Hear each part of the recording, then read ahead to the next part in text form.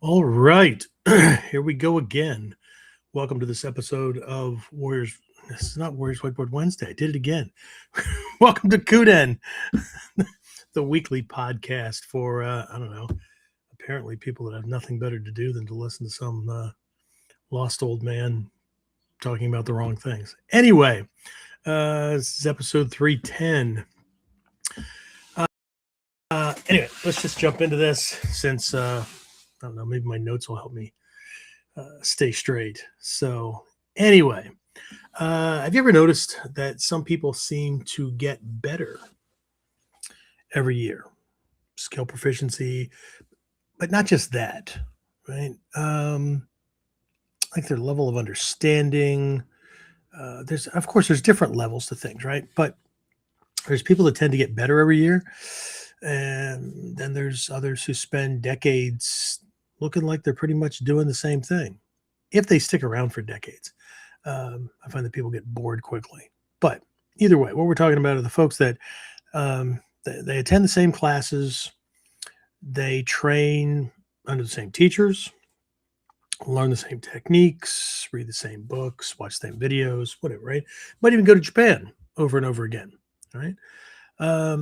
It's somehow one person keeps growing while the other one seems stuck, seems almost trapped in the same place, right? And the strange thing is that very often the second person knows more, right? They know more terminology, they know more kata, more history, more details. Yet, if you pay attention, you'll notice that one person is becoming increasingly adaptable, right? While the other one is becoming more and more attached or rigid. And I don't mean like tense. I don't mean violating the principles of taijutsu and things like that. I just mean they're just attached, right? They're attached to techniques. They're attached to answers. They're attached to labels. They're attached to certainty. And there's a saying in the psychology world and personal development world that the more certain someone is, it's usually a sign that their thinking is not very nuanced, right? There's another saying that the less intelligent somebody is, the more certain they are. And the more intelligent they are, the more nuanced they think they know things are. And so it's harder for them to get fixed on any one thing, right?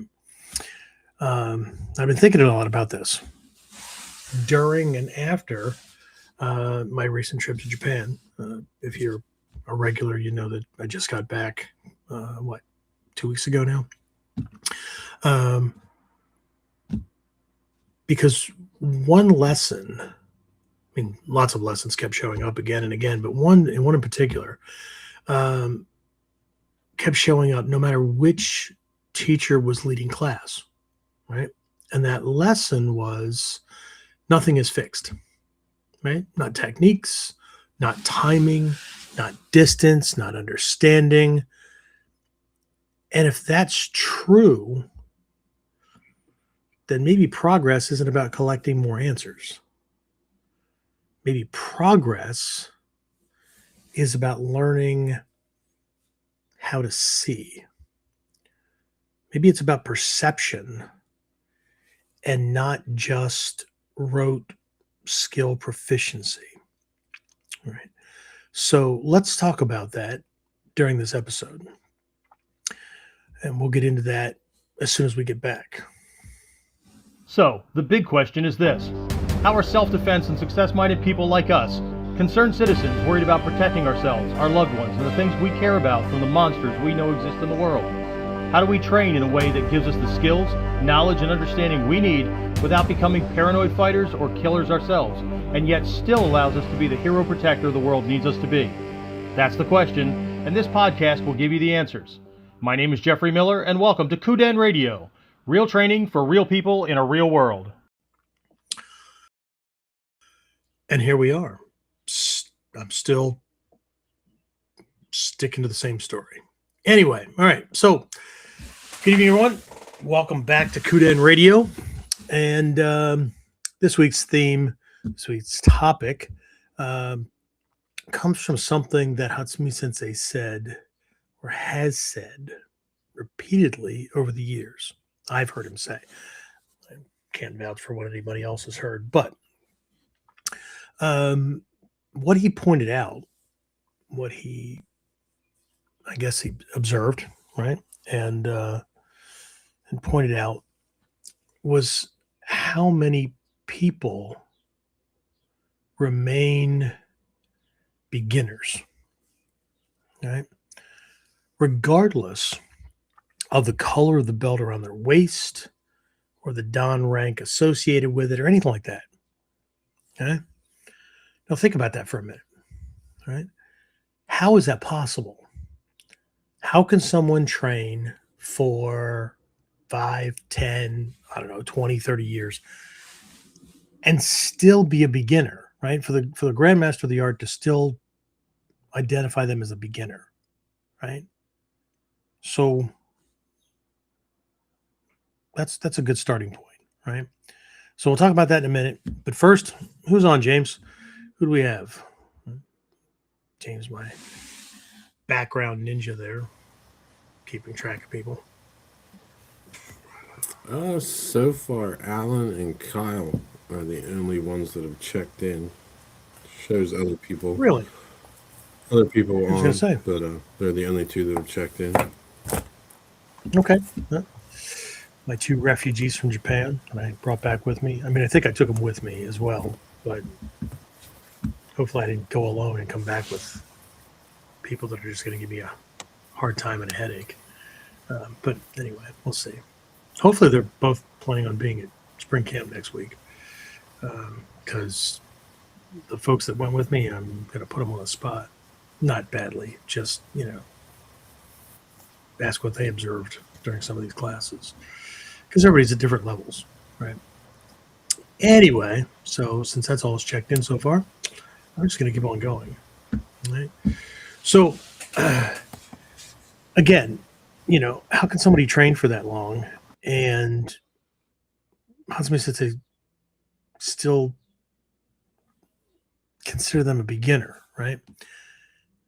How can someone know hundreds of techniques, attend seminars around the world, earn high rank, and still miss whatever lessons he thinks they should have gotten?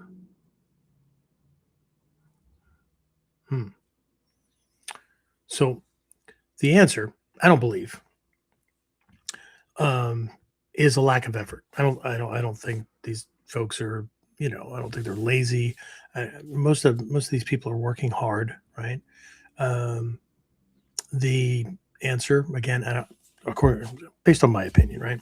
Based on my observation, I don't think it's lack of information. I mean, hell, you go to any class and there's just tons of information, tons of answers, right?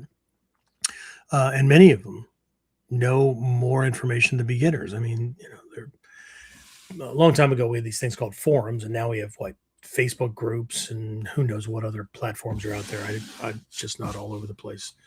But they all seem to be contributing, right? Correcting people's, statements about things or whatever, right? Again, many of them know more information than beginners. I mean, new people to the art, beginners, right? So the answer isn't time, right? Because we've all met people with decades in the art. A lot of us have met people with decades in the art who we know still think like beginners. But what does that mean, right? Where's this going, right? Where's even Hatsumi Sensei's comment coming from, right?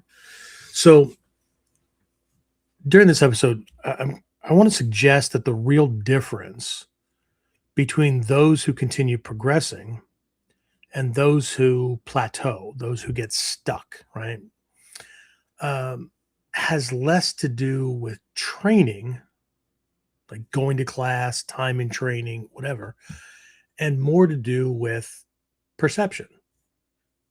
Okay? Not what they know, but how they see and what they can see. Okay. So, again, before we jump into things like both feet, all that, right? James, anybody else sign in? Yes, Carrie from New Zealand checked in, as Awesome. did Victor. Cool. Awesome. All right. So, again, what's my premise here? Are we training or are we learning? Right. Now, before we go any further, I need to define a word. Okay, actually, several words, because words themselves can become traps. Right. If you've been following along for any length of time, you know what I'm talking about, right?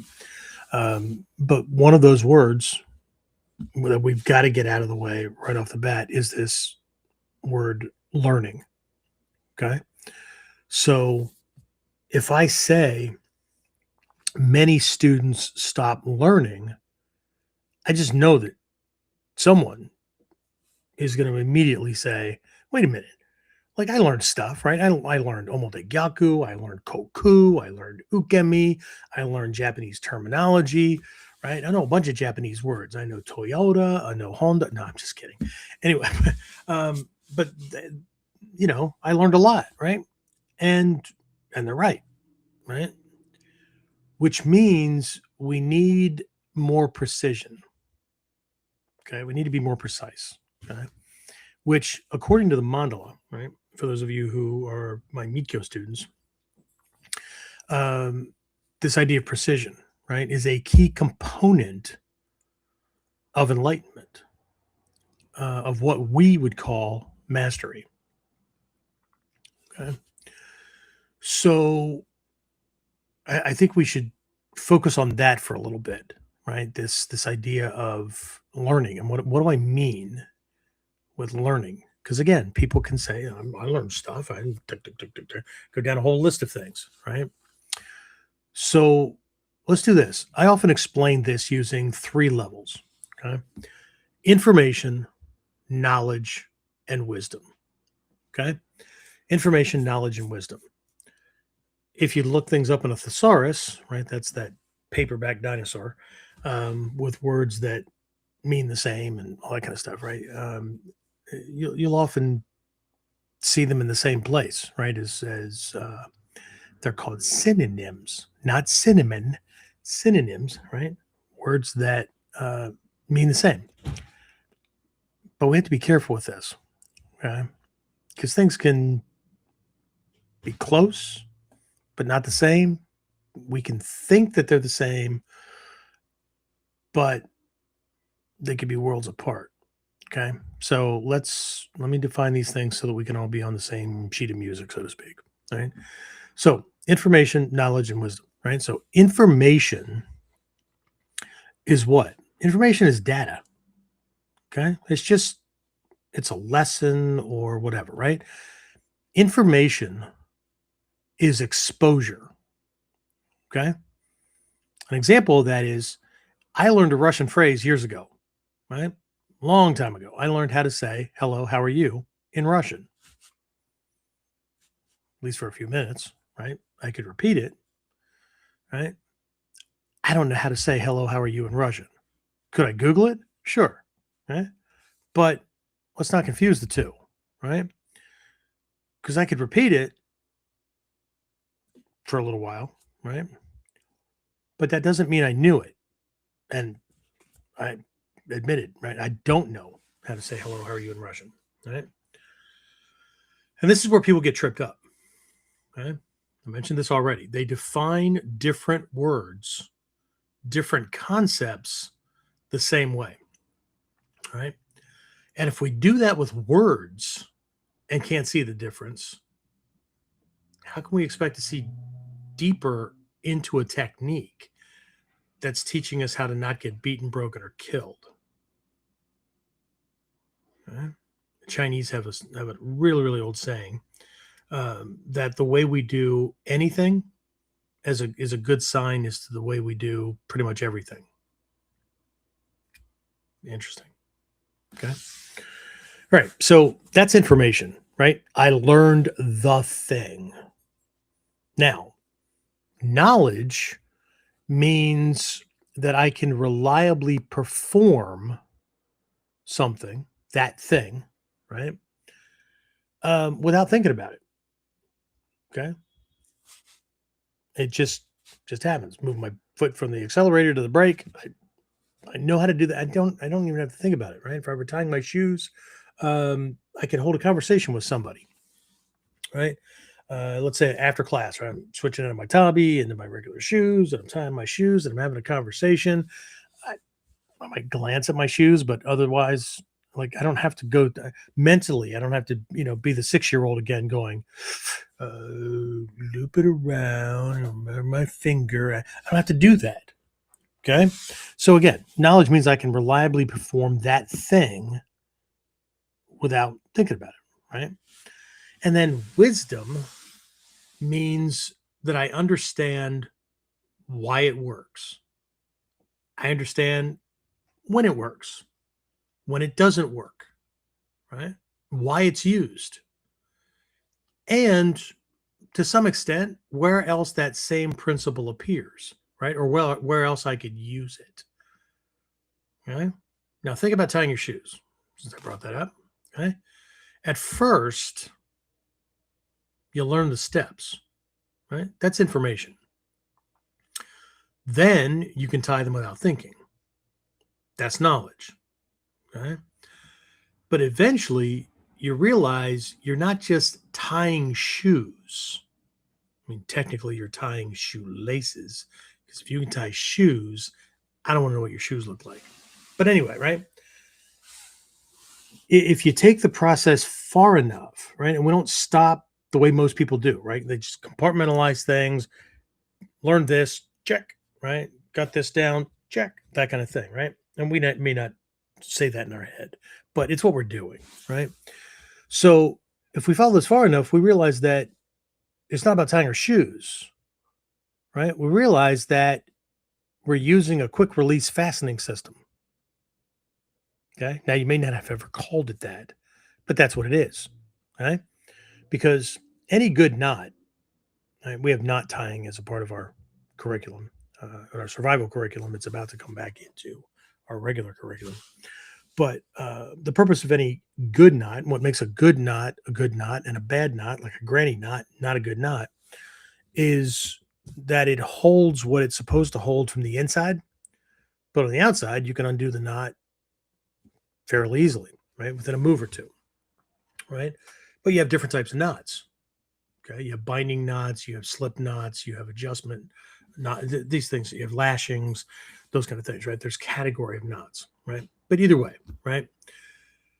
So the double bow system that we were taught, that we taught our kids, probably, unless you're a Velcro parent,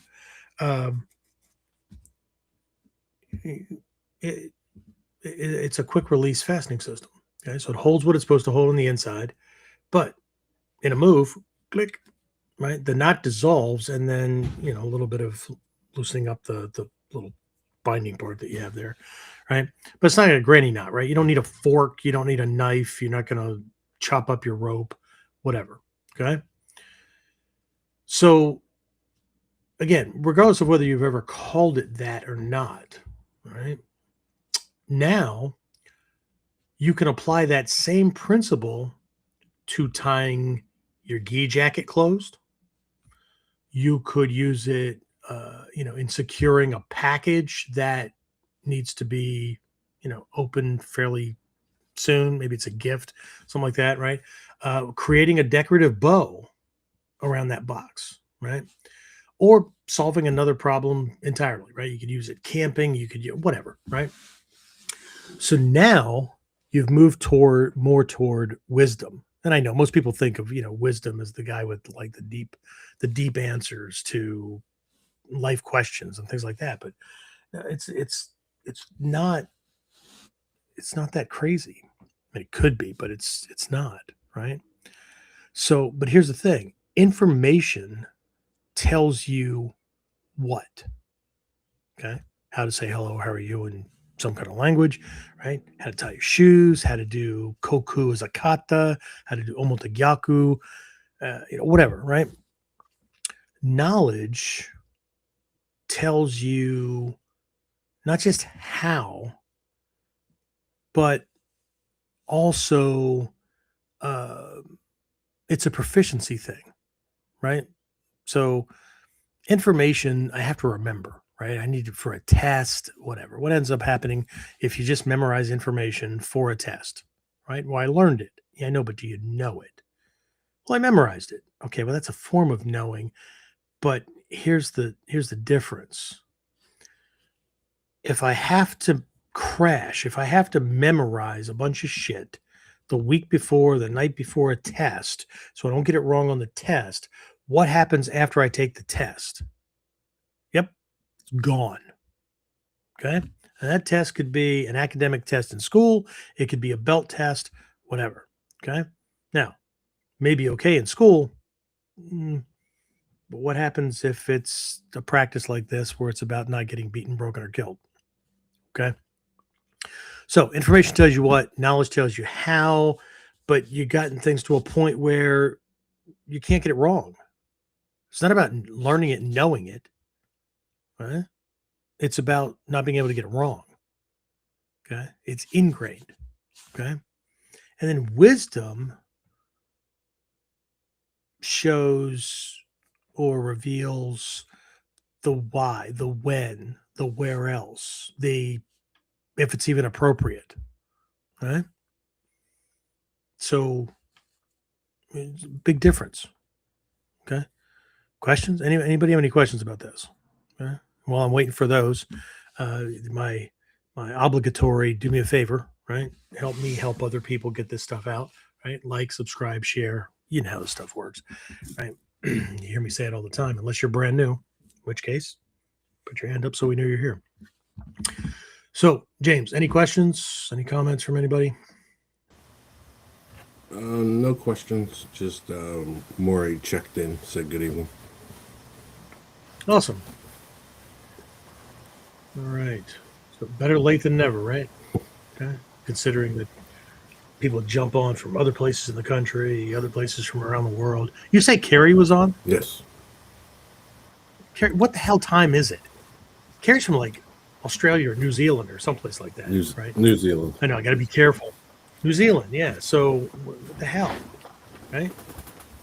Maybe he's working third shift, or what we would consider to be third shift, and he's not telling anybody he's like watching a podcast. Anyway, all right. So this explains something that I hear all the time, right? We've done this kata before. I've had students over the years look at me and go, "Oh my God, not that one again! If I have to do that one again, I'm going to scream." Right? In which case, I say, "Well, scream, get it over with. Let's go." Okay? Because either I wouldn't be covering this again if you were getting it right, or two, maybe I'm covering it again because it's time to look at something you haven't seen yet. Okay?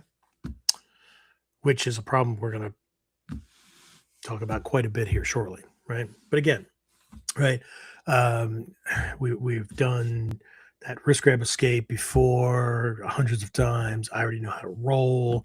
I know omotagyaku. Okay, yeah, maybe. But maybe you're seeing only the first layer. Maybe. Right? Because one of the biggest realizations I've had over the years is that students often think progress means learning new things. But some of the deepest progress occurs when you begin seeing more within the same thing. Okay. It's kind of like in, what's that movie? Shrek, right? Ogres have layers. Got to have layers. Right. So, and sometimes you can't do the new thing that you want to do, right? Because you still haven't moved a technique out of learning or information stage to knowing or owning stage. Because again, we're confusing being exposed to something or having done it a couple of times with actually knowing it. Right? And by knowing it, I mean you don't have to remember how to do it. You don't need to remember where to put your foot. You don't know how. You don't have to remember how your arm goes against his arm to do whatever. Okay, which brings up this little point. I may have mentioned this last episode, but Nagato Sensei and Noguchi Sensei had some frustration in a couple of classes. Alan knows this. Kyle knows this. Trin knows this if she's on.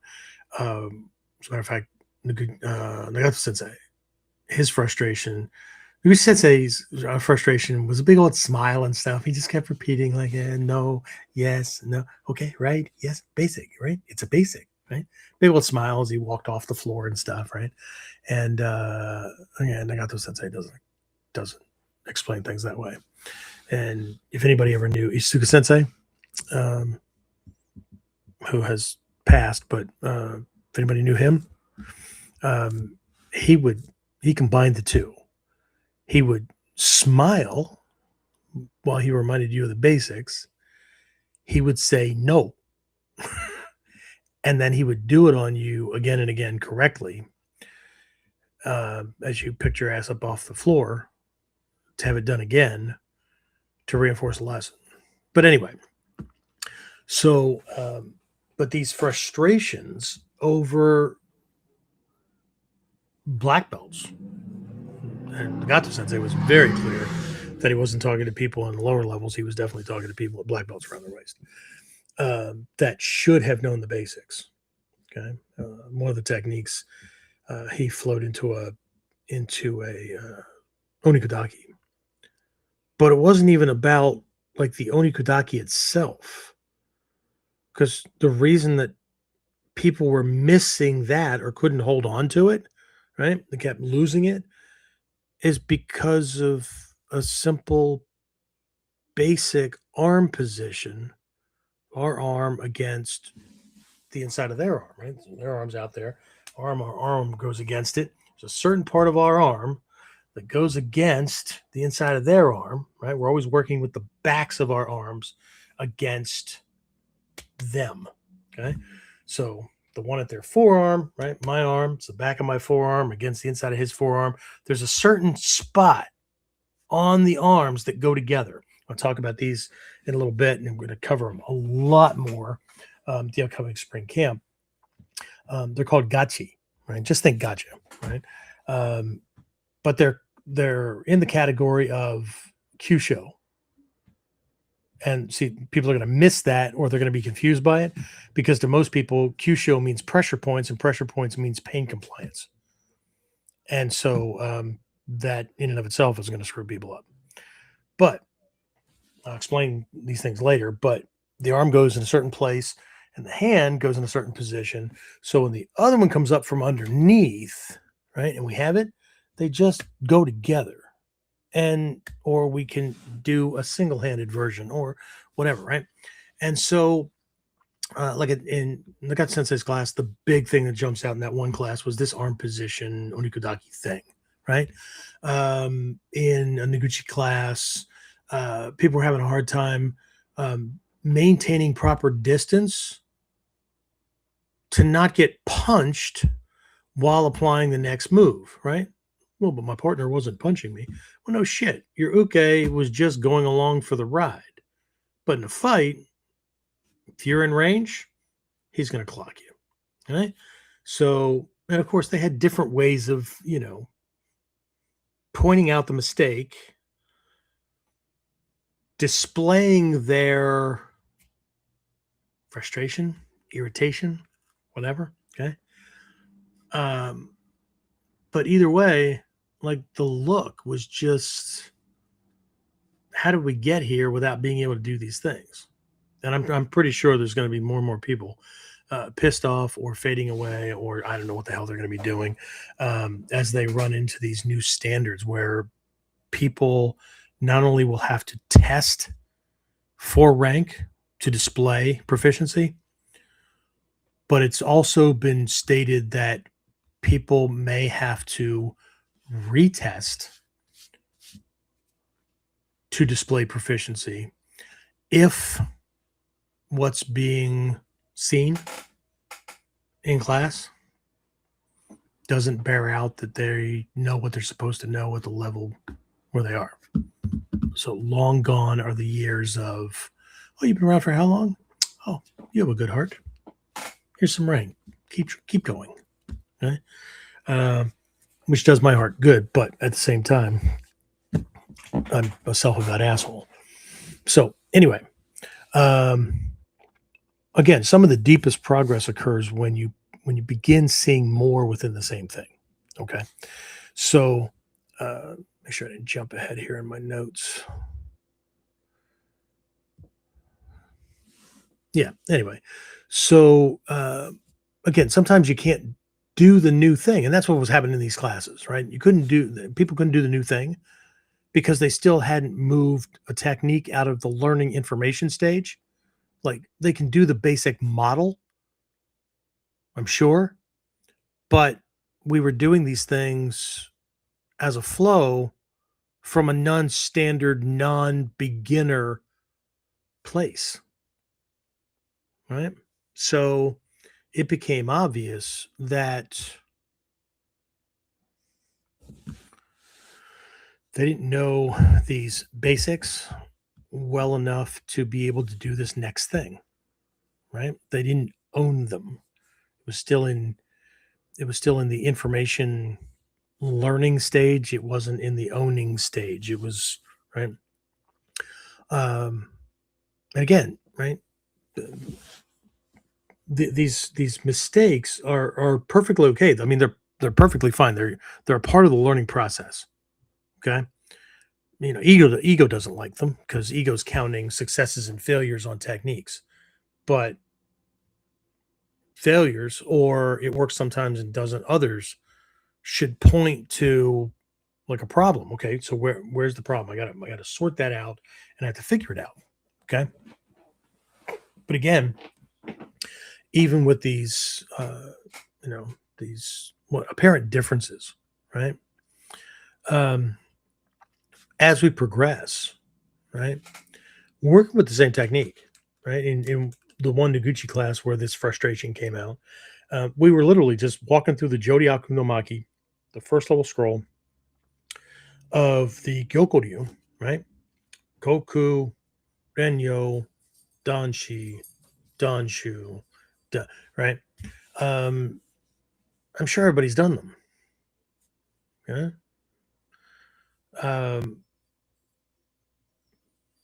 But what most people were seeing were variations.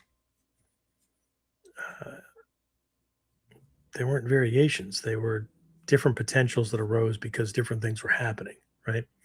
So the kata didn't change. The kata doesn't change. If we're actually progressing, kata doesn't change. We change. Okay. I'm going to talk about 3 different phases that Hatsumi Sensei took people through, including the one that he covered probably the last 5 or so years before he retired. And people tend to look at these things like they're options, right? I've been talking about 2 of them for a long time, and but they're not options, right? All 3 levels, the lessons for all 3 levels are in every single kata. It's a developmental thing, right? The lesson was always there. The problem was that you weren't, or I wasn't, right? And that's not a criticism, right? That's development, right? I mean, for me, right, the 20-year-old version of me could not see what the 63-year-old version sees. Okay? Not because I was stupid, but because I lacked experience. Okay? I lacked context. I lacked perspective. Okay? Hopefully you can understand. Right? James, any other questions or comments come in? Anybody have any questions or comments about what I just covered? Carrie said it's 12:30 in the afternoon in New Zealand.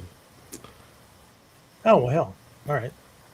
And I'd come and visit you, but I'm going to have to do it from Japan because there's no way in hell I'm flying nonstop 22 to 24 hours. Yeah, no.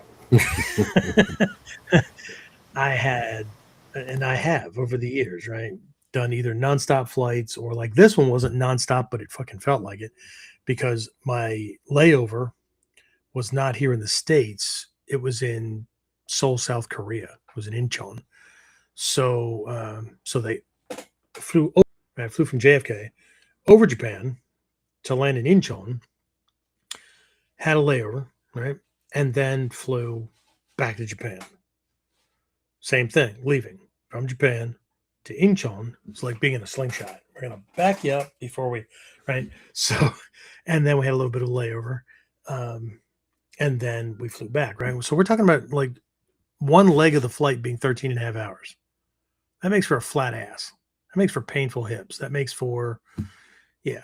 I mean, I'm pretty sure that even if I was in business or first class, I would still be, right? Maybe there's more room to get up and walk around, but I highly doubt it because I went through that part of the plane. And yeah, no, they weren't up there. It wasn't like the old commercials back in the 70s when the jet set kind of thing was coming around, right? Where everybody's having a party, right? In the plane. Yeah, no. Anyway, so cool. 12:30 in the afternoon. I'll have to keep that in mind. And you're in my tomorrow, right? Probably. Because I would be flying from here to there across the international date line. So it's probably 12:30 on the 9th, June 9th. Unless you're in the land that time forgot, or I don't know, one of these sci-fi movies. Anyway, all right. So here's what I'm getting at, right? A beginner naturally focuses on labels, right? An authentic beginner, right? But that's also what Husband Institute was talking about, right? There's certain qualities and attributes that a beginner naturally focuses on, that if somebody has been around for a long time and that's what they're still tuned into, right? That's what they're not a teacher helping people get this stuff. They themselves are tuned into certain things, right? Then there's a problem. There's a growth problem. It's probably not a skill proficiency problem because they're really, really good at that thing, but they haven't gone deeper. Okay. And so again, a beginner naturally focuses on names, labels, step-by-step instructions, right? At this level, Omotegyaku is a wrist lock. Koku is a kata. It's the first kata in the Jodyaku no Maki scroll of the Gyoko school of Koshi Jutsu. See all those names, ding, ding, ding, ding, ding, right? Kazushi, right, means breaking balance. Doesn't really. Okay? We can get an implication, but to a beginner, Kazushi, right, means breaking balance, right? Relax means remove tension, right? None of those are wrong. They're just not the full scope of what a student could see, could know, right? They're incomplete. Okay? They're not wrong at a level because that level is absolutely important. Okay? But if we get stuck, well, we're still not wrong. We're just not where we could be. Okay. So the point of this episode, the point of where I'm going here is in taking a look at some of these hidden reasons that people can train a lot. They can train for a long time and not be learning or progressing to the same degree. Okay. And obviously, we all are where we are, and that's fine. Okay. And before you think that like I'm on a pedestal, like this is not criticism. Okay? I've lived these sticking points. I've lived these things, right? So I've come to these observations and this understanding, honestly, right? So this is not a knock on anybody. This is maybe somebody didn't tell you what you should be looking for. Maybe because not only can we only go as far as we can see, but we can only go as far as any given teacher can take us, right? Okay. I mean, it was true for the Buddha. It's true for everybody, right? He had 3 teachers before he sat down. Everybody thinks that Buddha became enlightened of his own accord.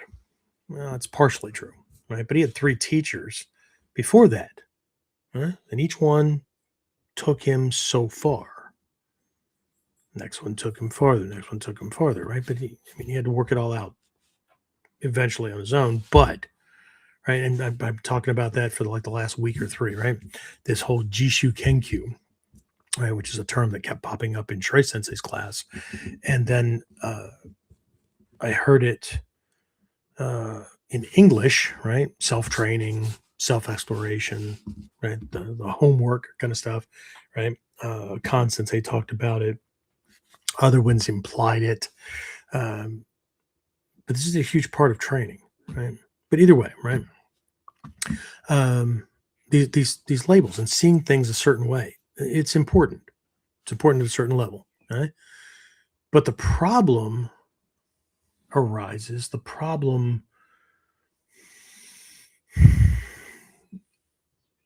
comes up when we mistake the label for the lesson. We mistake the form for the lesson. We mistake the technique, the kata, for the lesson. I mean, this goes back to my definition of making sure we were clear about learning, right? Well, I learned Koku, and Koku has the step-by-step. Okay, so we learned a standard model as an expedient to begin the journey.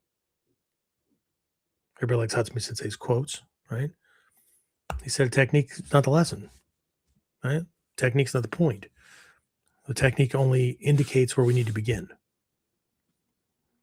Okay, so, but when we mistake the label or the title or the name or whatever, the form for the lesson, okay, when we confuse the map for the territory, okay, we had a saying when I was in the military, right? The map is not the territory. Right? It's a representation of the territory. It's a tool, which is why we had the map, but we either still had to get close enough, get the binoculars out, or we had to send forward observers up, or we had to get the Air Force or Marines or whatever, whoever had the aircraft, right, to fly over the actual terrain. Because the map is a 2-dimensional rendering. It's just like the mandala in Mikyo, right? The mandala is not your mind. Okay, the mandala is it's a tool. Okay, it's a representation of things that allow for lessons to occur, or for us to orient ourselves and things like that. But the map's not the terrain. The map's not the territory. The dojo is not the fight location. Your uke is not the attacker. Okay, so right, they get us so far. But if we don't understand that, we become pretty cocky and, all about ourselves because we've memorized a bunch of stuff. Right? So again, the problem arises when we confuse the symbol, right, for the reality. Right? And this is why students become attached to forms.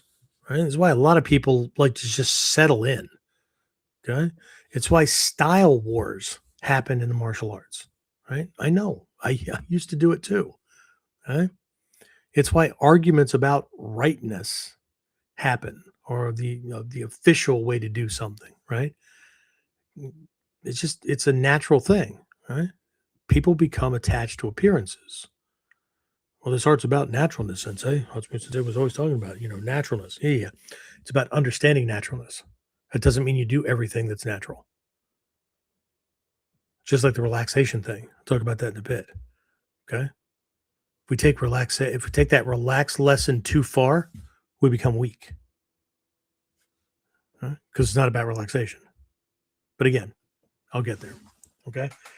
So as an example, let's use Omotegyaku. It's a simple thing. Everybody should know it, right? It's just conventionally, right? It's a wrist lock, right? Students even call it a wrist twist. I did for decades, right? Even though the name, right, Omotegyaku, the name itself doesn't contain the words for wrist, twist, or lock. None of them are in there, okay? And trust me, if the definition doesn't change, how we see it, like if our definition of this thing doesn't change over time, then how we see it, how we try to do it, our ability to go beyond that thing, that definition, right, is highly unlikely to change either. Okay. But again, be very, very clear. This stage is necessary. Okay. It's necessary, right? Just like when little kids are learning things, right? Getting stuck on certain things is important because they need those reference points, right? And the confusion and frustration that happens as they mature, they become teenagers and all that kind of stuff, right? It doesn't make any sense, right? You ever heard a kid say that? Yeah, it doesn't, because their mind, right, has developed this belief that they've got the answers, but their perception of the world is minuscule, right? It's tiny, right? So of course it doesn't make any sense, right? So they need to learn more, right? But that's important too, right? Instead of avoiding frustration, instead of avoiding the techniques we can't do, right? That's a part of the growth process. I'll put it away for now. Later on, I'll pull it back out and I'll work with it. What we're hoping for, quietly or silently, is maybe it'll suddenly work for me later. Okay? No, it'll work for you sooner if we can work out why it's not working, right? But again, this stage is necessary, right? I'm not saying skip it. Okay? I'm doing what all teachers farther down the path do. My teachers did. It's my job. If you're a teacher, it's your job, right? It's to point to the potholes and speed bumps and say, be careful, that's there. Okay? If they're not doing it, if they're just demonstrating techniques and then letting you figure things out on your own, well, shit, you can do that by watching YouTube videos. Why, learn better in person. Do you? I don't know. Anyway, right? So in the beginning, right, it's a wrist twist. In the beginning, it's this attack to the hand wrist, right? As a way to take somebody down, right? But later, this Omotegyaku thing is affecting structure, not the same way, right? Because we're paying attention to how things are connected and how it affects structure. If I twist it this way and I have his arm at a distance, it makes things move a certain way. If I torque it a different way and we're in close, well, that makes the body do something different. Interesting, right? Later, right, it's removing balance. Later after that, right, it's reversing advantage. Later still, it's manipulating conditions.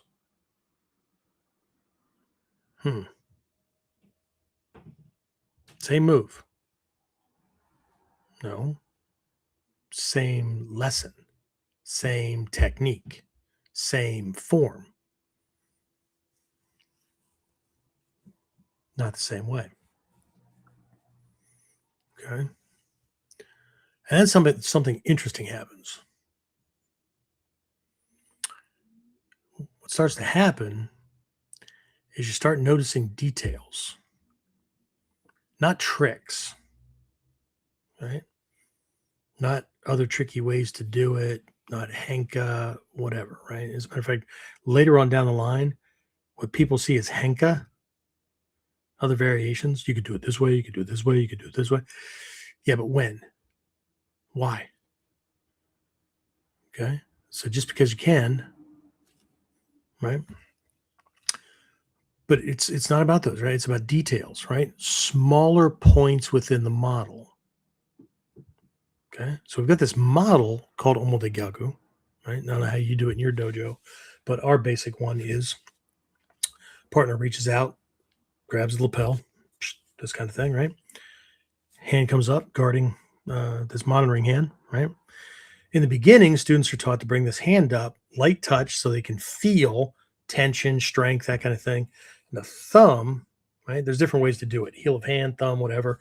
The Gyokoryu way is the thumb comes in between the flats of his fingers and your chest, because you're keeping him from driving his knuckles either by pressure or by punching or whatever, either into your sternum, the junction where the ribs plug into the sternum, or the phrenic or vagus nerve. Okay? Vagus nerve makes the heart do its thing. The phrenic nerve, right, gets the diaphragm to work on one side so you can freaking breathe, right? So we need to protect that, right? So that's what that is in the beginning, right?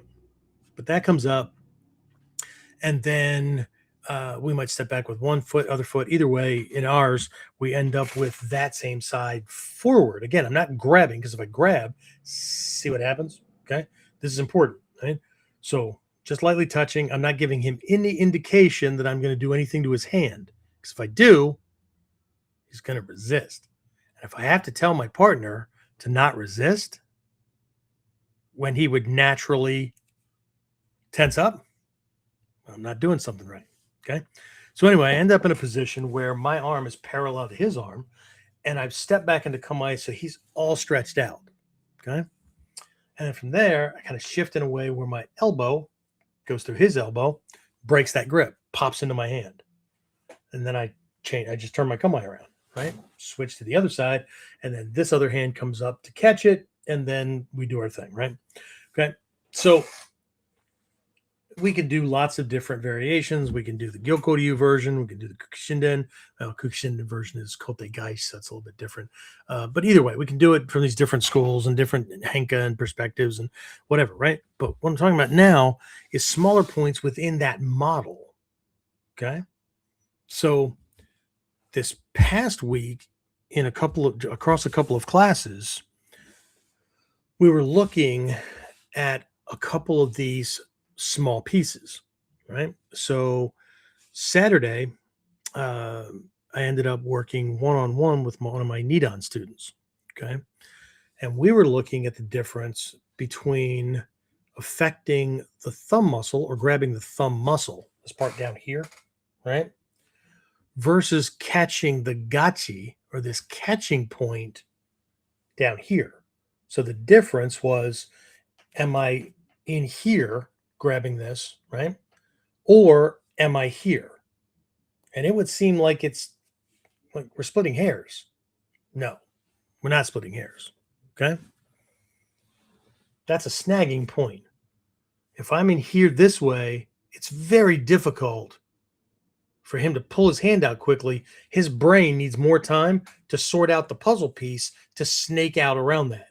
If I catch the thumb muscle itself, he can pull out, especially in August when it's 100 fucking degrees and both of our hands are sweaty, which is things that people don't take it into account when they're learning techniques in the dojo, when it's probably air conditioned or the fans are running and nobody's adrenal response is kicked in. And so, right. So in one class was taking a look at this, right? In another class, I was taking a look at this what I call a monitoring hand, right? Your hand is in here to receive. And then the thumb, right? We were just using the thumb to press against his fingers, right? Well, sensei, what the hell does that do? Okay. Well, what it does is when I push against that, right? We have to remember that, okay. Now, this is a higher level lesson because my uke now is going to be strong and resistant. He's not going to let me do things. Okay. Like a bad guy, right? So when he's locked in like that, this doesn't bend as much. And so when I apply pressure, it moves his shoulder back. Not a lot. Not a lot for him to even know that anything's happening. Okay. And then what I had my partner do, right, was punch me in the face. And I stayed in Shizen. And when he threw the punch, I let go. I didn't let go of his hand. I just took that pressure out. See how my hand sprung forward? Okay. Doesn't spring a lot, but it's enough to affect the shoulder, affect the spine, affect the other shoulder. And every time he punched, he missed. Okay.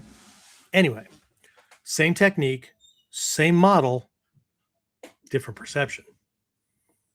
Okay. So the one piece, right, was understanding and recognizing these little catch points, right, that makes it harder for him to escape. When people are looking at things, when I was looking at things and I saw henka, okay, all right, understand variation, okay, well, I was just registering things. You could do it this way, you could do it this way, you could do it this way, okay, but why was that choice made? Why was that the right answer instead of the original thing or the 3 henka before it, right? Or was sensei just being like uber creative? Because a lot of people, if that's what they believe, they'll just make up a whole bunch of shit. Okay. But see, when a beginner sees something, he's seeing, okay, so we're grabbing the hand this way, and then we're doing this, and then we're turning the hand. Okay. But when one of these master teachers are doing things, okay, what they know is not that they're going to flip the wrist over. They know that they've eliminated certain possibilities from the attacker's wheelhouse. Like he can't escape a certain way now because I'm in the way. See, I'm in the way. But if I have it this way, I'm not in the way. Okay? It's very different. Okay? So again, back to this little thing with the thumb pressure, right?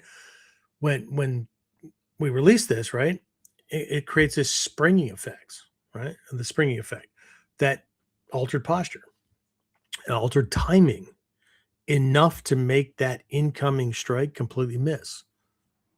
And anybody who was in class, you remember seeing this. This was on Tuesday, right? It missed. Not sometimes, all the time. And it didn't miss because I moved to Kamai. I stayed in Shizen. I kept my face right there. If I was wrong about this, I was going to get punched in the face. Okay? I know that it missed all the time authentically because the Shidoshi level student that I chose as my uke will punch me in the face. And he couldn't. But to get to this level, right, I don't just take teachers' words for these things, right? I try it out. And then, well, what else does this do? Right? This is that Jishu Kenkyu, right? Personal exploration into things. Right? And that little thing with the springing thing during class, I didn't learn that in Japan. There was something I learned about it to make doing techniques easier, omotagyaku, those kind of things, breaking the grip, that kind of thing. But the whole thing with the punch to the face thing, that was me trying out something in real time. So if I was going to learn something either way, and so would my students, okay? But I'm willing to get punched in the face for being wrong, because otherwise it's just academic theory. Okay? But either way, right? My partner, Shoshi Golem, yeah, he was the one that was doing it, right? He was my first student here in the States once I got back from military service, and set up my first training group here. He's my first student. So he's been around for a while, right? He's been hit, tweaked, locked up, hurt, all kinds of stuff, right? So it's just the nature of our relationship, right? If I say punch me in the face, he'll punch me in the face. Okay. And he couldn't. Okay. But just this tiny little detail. Okay. Now, there's a timing to this. If I'm late in releasing, I'm getting punched in the face. If I'm early and his body doesn't get affected by that, I'm getting punched in the face. So it's not just this little thing here. There's a timing factor. There's a positioning factor. There's a, yeah. So again, tiny detail, but a huge consequence. And this is where progress often lives. Right? Not in bigger techniques. Right? Not in new techniques. Not new henka. Right? In smaller and smaller observations.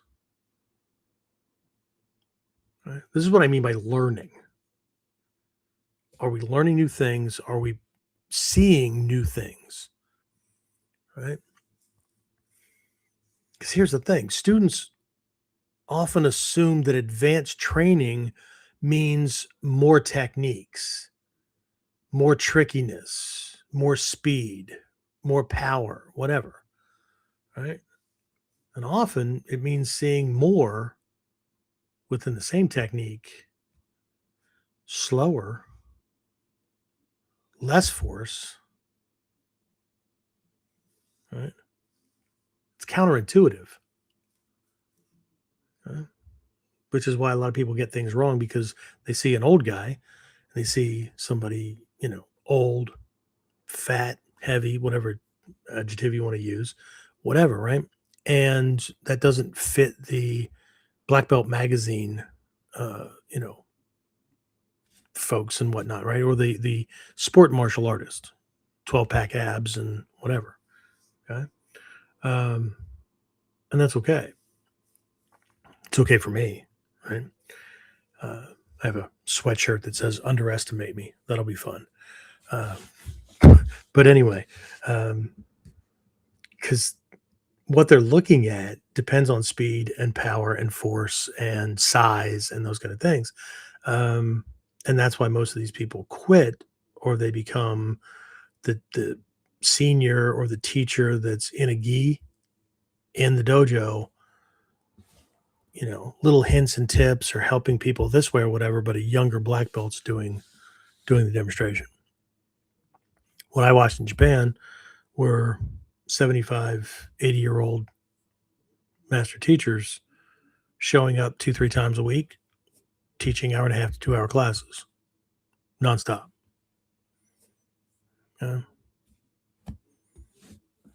It's counterintuitive.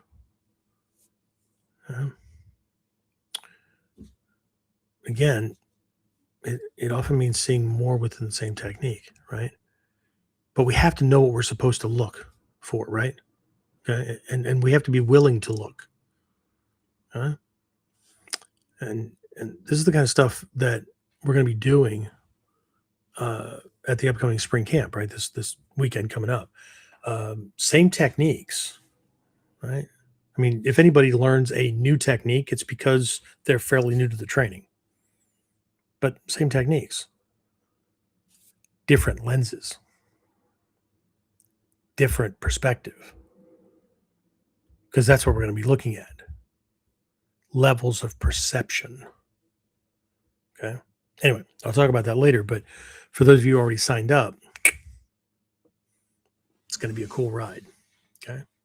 Confusing, frustrating, all that kind of stuff too. But it's not like the Tuesday class when I first got back and we were I was whipping on Muso Dori from a Shizen with my partner grabbing me at full on tension and strength. And he got zipped into a Muso Dori with what looked like nothing, because there was nothing when it came to force and all that. It had to do with Kazushi. It had to do with timing. It had to do with everything other than trying to fight force with force. Okay. So it's not, we're going to be doing things like that, but we're also going to be doing things levels below. Okay, I'll talk about that here in a bit, but right, this developmental progress, right? Uh, it's less like stamp collecting and more like getting better at drawing straight lines straight. Okay, so at some point, another shift occurs. Okay, Omotegyaku stops being merely Omotegyaku. Mushadori stops being merely Mushadori. Onikudaki stops being merely Onikudaki. Osotonage stops being Osotonage. You get the idea, right? It's not that they're not, but they're not just that. Okay? Because you begin asking, what are they all doing that's the same? Because the beginner is looking at what my hands are on, what part of his body I'm affecting, right? They all look different because we're looking up here. But what's it doing to his spine? What's it doing to his balance? What's it doing to his hips? What's it doing to his legs? Okay? Because at one level, all of these are using what I call Omotegyaku principle. Okay? Because at a certain point, we stop worrying about the wrist twisting and we start paying attention to the fact that we're using the hand to affect the connection unit, to affect the shoulders in a way that it seizes the spine and immobilizes the feet. And because of what we're doing and the way a human being is built, right, our feet move forward from the heels. The ankle is plugged in just forward of the heel, right, but way back from the front part of the foot and the toes. Okay. So we've got this big old flipper out in front that makes it harder for us to fall over forward than to fall over backwards. Okay.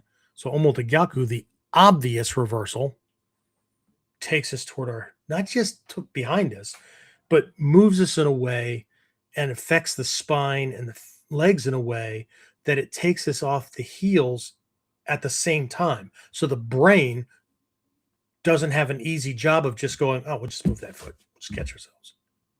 Right? It's stuck, right? It's the easy way, the obvious way to take somebody, right? Omote, off their heels. Okay. Uragyaku, in the beginning, a new student sees, well, Omotegyaku takes him backwards. Uragyaku takes him forward. I did. Pretty much all of us do. Okay. But what if Uragyaku was about taking him off his heels as well? What if Uragyaku was about his balance line not being where we think it is? Because if the balance line for backwards is off the heels, then the balance line forward must be off the toes. But it isn't. It's off the toes, and then we fold from the waist, right? Plus the length of the torso, if not head, forward. Because when you do it, Uragyaku, isn't it easy for your partner to just bend over? It's easier for your partner to roll that way than it is if you take them in a Omotegyaku backwards, right? They tend to crash more that way unless you ease them down, right? But going forward, oh, he can just bend over at the waist. Well, if he can bend at the waist, then he's not locked. He's not stuck. Okay? So Uragyaku is about moving things in a way that moves that line from way out front all the way back to the ankles. Okay? So he is going to need a better ukemi to go forward. But then, right, what we're going to do is we're going to do Uragyaku so that he goes backwards, which will shatter his wrist. Okay? So again, this is what I mean by learning. This is what I mean by progressing, right? Might I still, even though this is the beginner model, might I still, 63 dai-shihan level or whatever, right? Might I still do the version of Uragyaku that takes this guy down onto his chest or forces him into a roll so that he ends up face up and, so I can kneel on his chest and pin him in place or whatever. Yeah. Okay. every time I learn, I'm not learning a new way to do it. I'm learning a new way that this thing that I took for granted affects him. That's what gives me options. Okay. Not having a Rolodex of things and, well, see, form doesn't matter. Just do whatever you want. Okay. Tell St. Peter that when we get there, right? So anyway, right? If we're looking at these models, right? Omotagyaku, Mushadori, Onikudaki, Osotonagi, right? What are they all doing? Well, they're all taking the guy off his heels equally, or in some fashion, right? Like Osotonage, if you can get him to go off his heels, awesome. But generally, what's going to happen? Right? He's going to step with the leg that's farther away from you. That's why we make that little adjustment before his foot goes down, so that when his foot lands, he's wrong. Okay, so now we're working on timing, working on catching him at a certain point in time, and so we don't have to muscle as much. Well, if we don't have to muscle as much, then he can be stronger. He can be bigger. He can resist more. Interesting. Okay. So again, yes, they're all different ways to manipulate the arm, to lock the spine, to immobilize the feet, to affect control. But that doesn't mean that they're not held together by unifying principle. Okay. Different forms, similar principles, right? They're all taking away structure. They're all removing mobility, right? Like I said, they're all locking the spine. They're taking him off both heels at the same time or close enough. They're controlling recovery the same way, right? They're preventing him from stepping easily. They're reversing advantage, right? They're managing conditions. Right? The beginner sees 5 techniques. The advanced practitioner begins seeing one lesson wearing 4 different sets of clothing. Okay. And here's the thing, right? 2 things can be true at the same time. Anybody's in Mikyo, right? We have Taizokai and we have the Kongokai Mandala. They're the same universe. They're the same reality, just looking at it from 2 different perspectives. Okay. What does my house look like? Well, if I'm standing in my living room, looking out the big window at the front, right? My house looks one way. But if I'm standing out on the sidewalk looking through that window, well, it looks different. But they're not 2 different things, not 2 different houses, not 2 different windows, not 2 different living rooms. It's 2 different perspectives. Everything is this way. Okay? It's not, well, that's my truth. No. That's your perspective on, or your association with, or your relative perception of the truth, opinion, whatever, right? People like ego likes to do like gymnastics with words. Makes it feel better. Makes it feel like it's in control. Okay. Frustration comes up because it can't convince the rest of the fucking world to play the same game. Oops. Okay. And that's why I think martial arts is an excellent replacement for every other spiritual and philosophical system out there. Because ego can't play gymnastics. Your shit either works or it doesn't. Okay. And when it doesn't, you walk into a wall. And now you've come across your suffering and frustration and all that kind of stuff, honestly, and not because somebody pissed you off because they didn't follow your script. Not you. You guys are all enlightened, but you know what I'm talking about, right? So anyway, James, any questions or comments up to this point?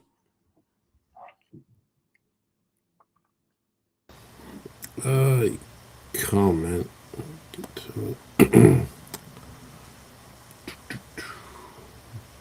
Hey, looks like Christoph Deveren over on YouTube Okay. 2 comments. Some of these things you are speaking of reminds me of an old quote from Hatsumi Soke. Don't think that any one technique is the end.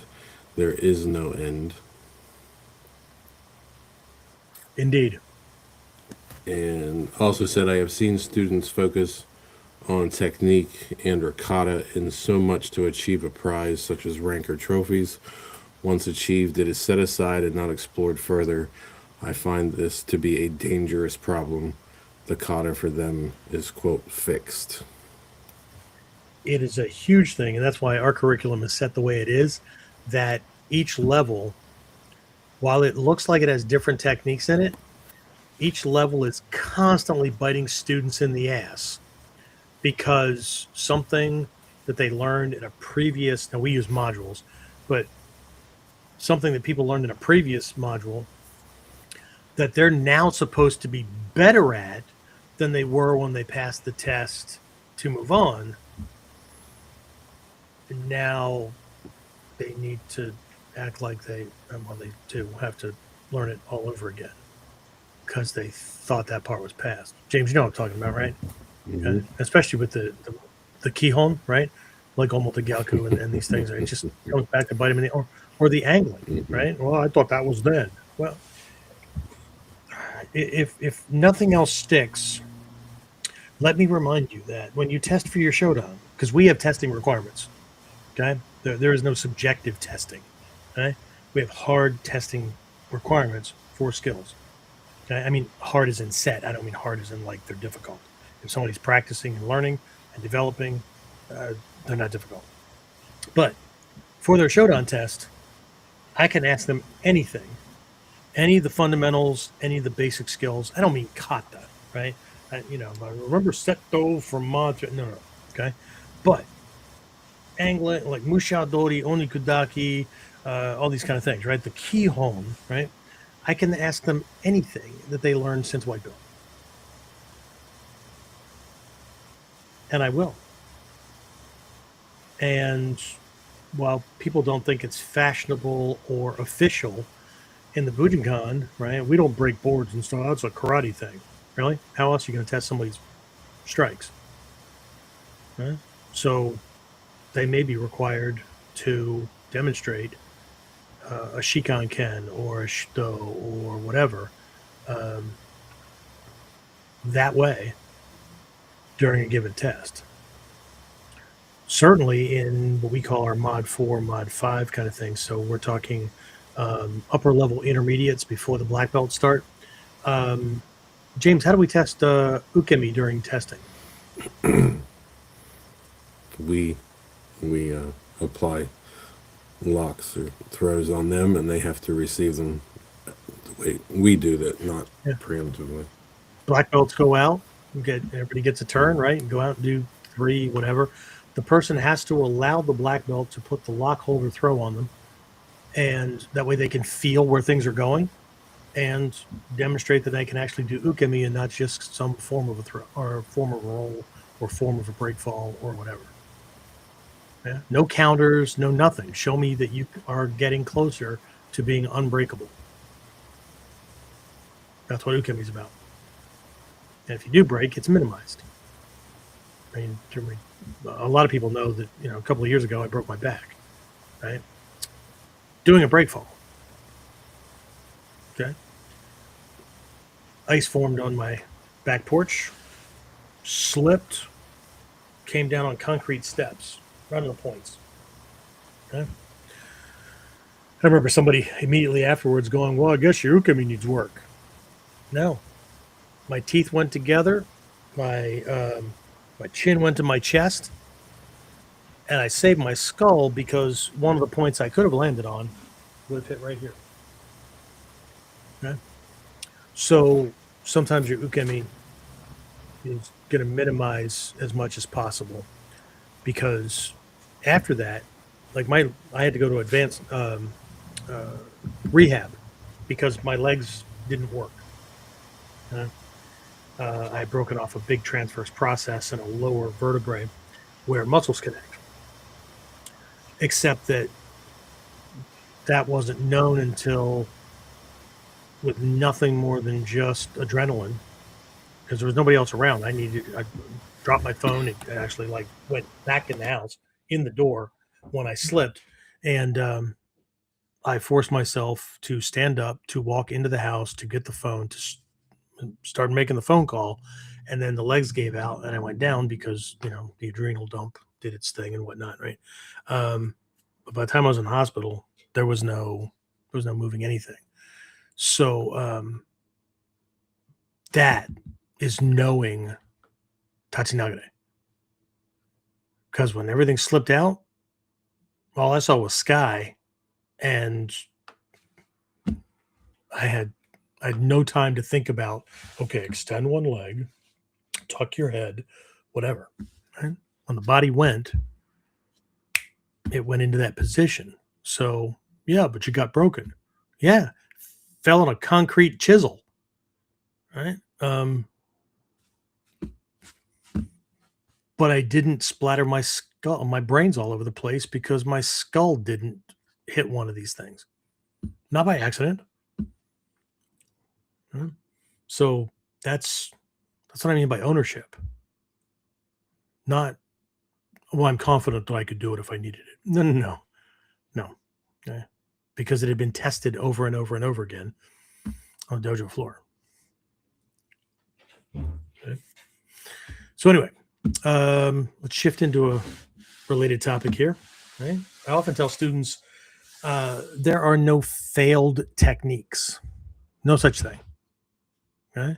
You can fail trying to do a technique. You can fail trying to force a technique, but the technique didn't fail. There's no such thing as a failed technique. Right? You become attached. Most students believe the technique is the objective. It isn't. The objective is the outcome, right? Not necessarily the takedown, right? What I'm talking about is control, I'm talking about escape, I'm talking about protection, advantage, survival, right? Okay. There's no such thing as a failed technique. Any failed technique, any technique that's failing, is actually the setup for something else. The reason it's failing is we won't let go. It's we're so fixated on doing the thing that's what's going to get us jacked. Okay. If Omote Gyaku isn't working, right? If I start to turn this wrist and he slips that thing, right? Because there's counters, right? We'll talk about this here in a little bit. That, in the beginning, you learn how to do a technique, but then you learn how to counter it. You learn how to save it, even if it's just doing a roll, right? You learn how to counter it, and then you learn how to reverse it, right? But in between all these things, you learn it, then you learn to reverse it. Okay. Well, your partner too. Okay. And then you learn to counter the counter. Then you learn to counter the counter, right? That's what I mean by developmental process. That's what I mean by learning. Okay. But if an omote gyaku is being done and it's not affecting the shoulder, it's because he's not out here. It's not because this isn't in here and it's taken this out of the equation.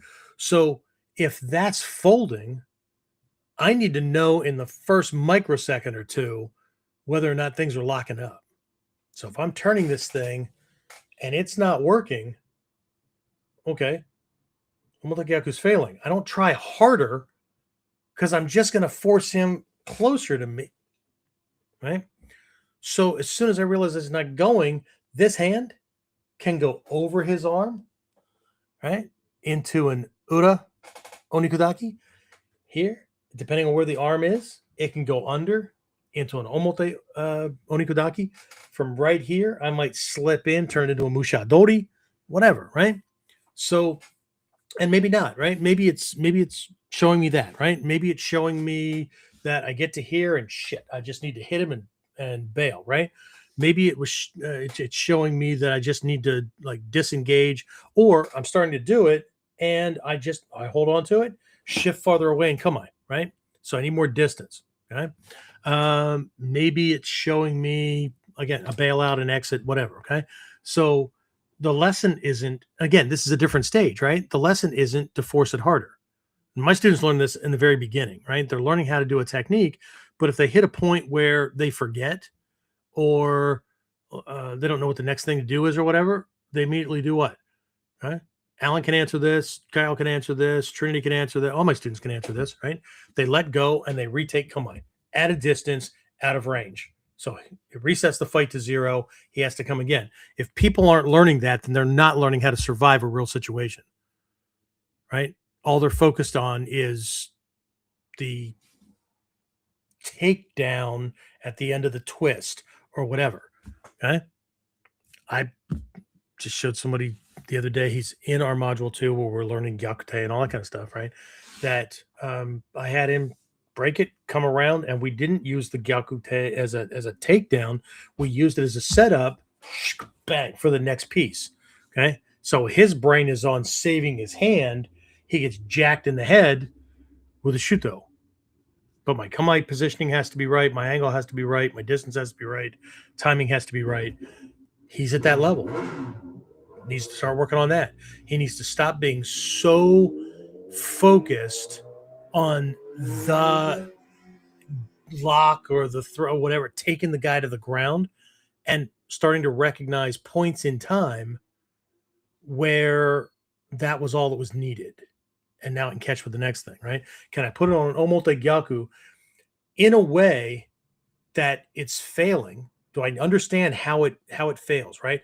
Where this guy's other side of his body is going to come to me, right? And at a certain point in training, that's a no-no. I want to move in a way that his shoulder goes away, right?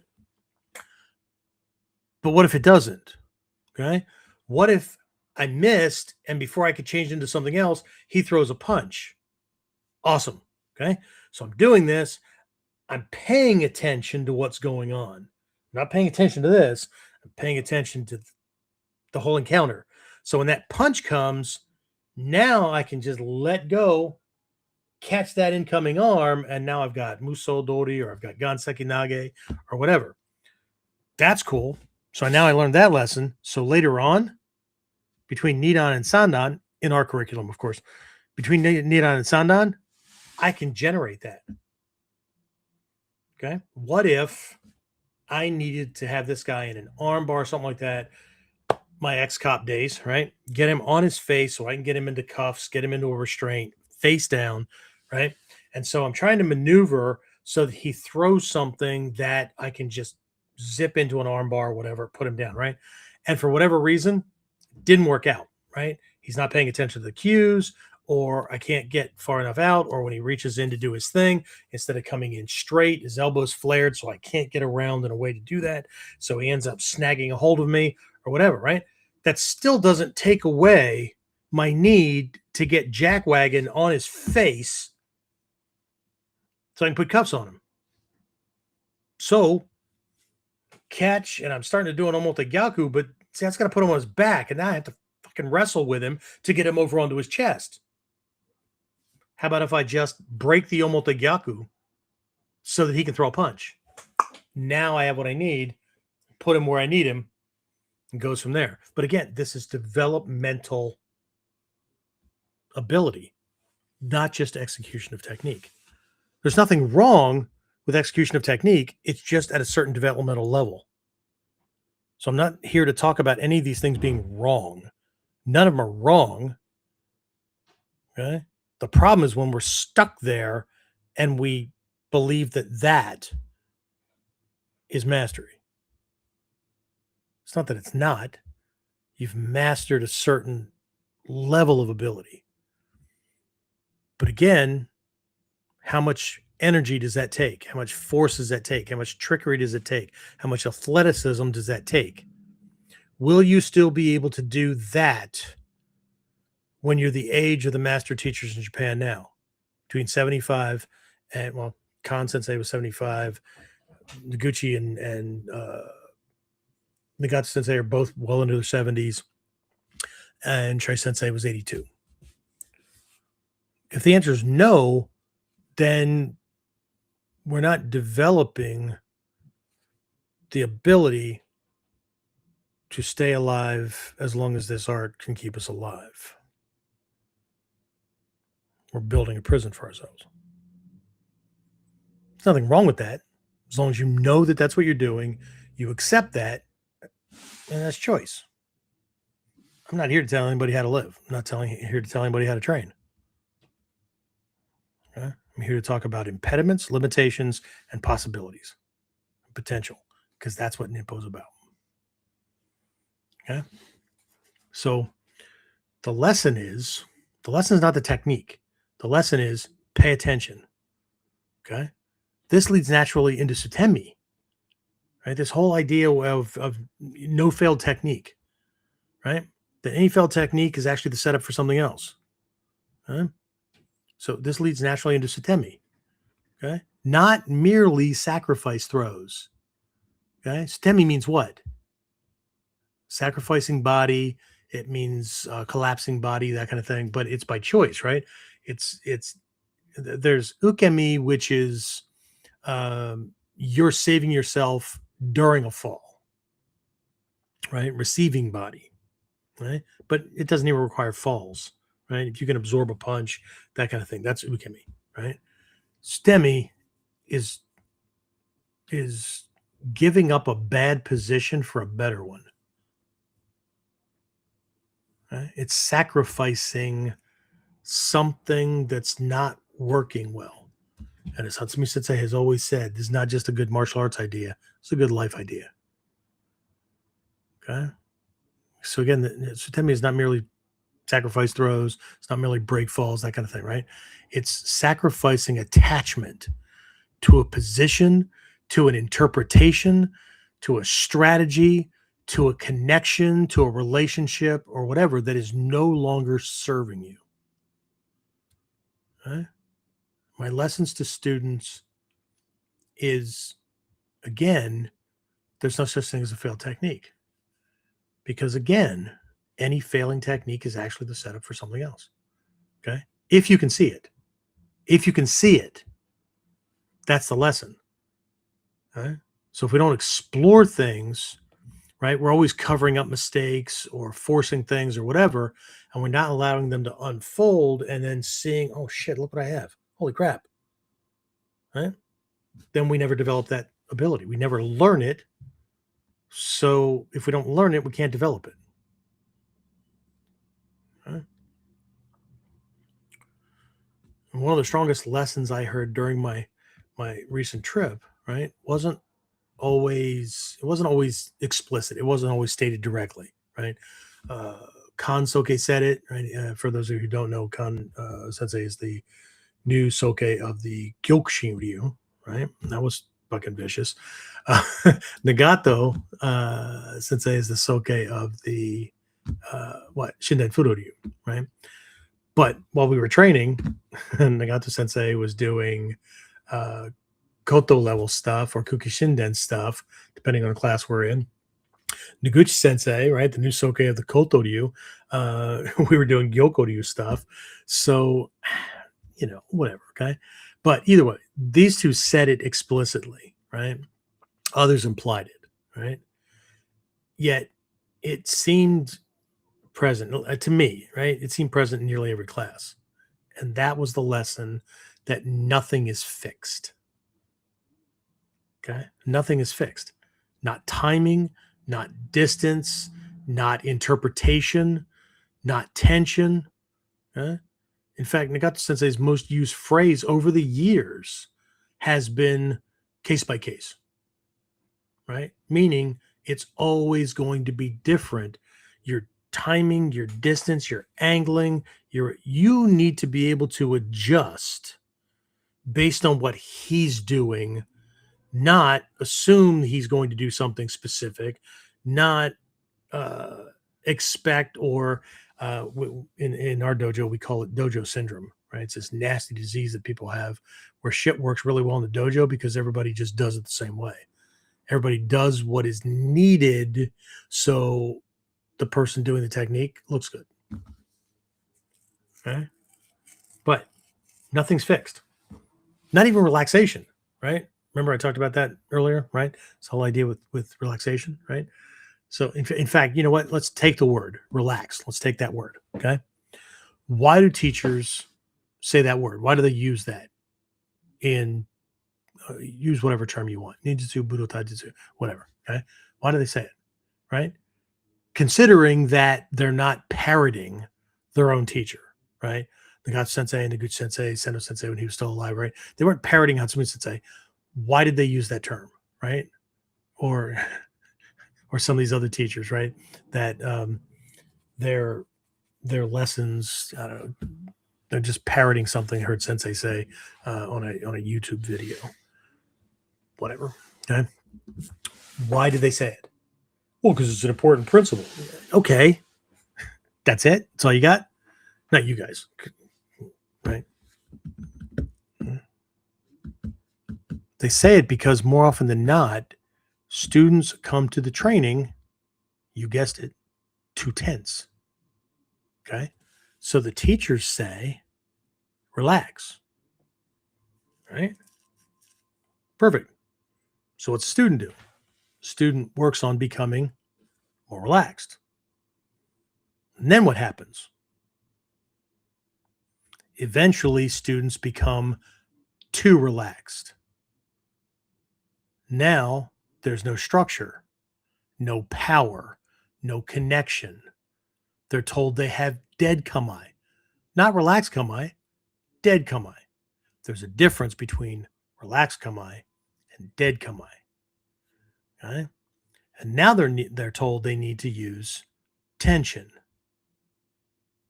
And then they become confused. What the hell? I was told relax. Now you're going to tell me to tense? I thought tension was bad. Nobody ever said tension was bad. Right? They said, relax, you're too tense. Okay? And here's the thing.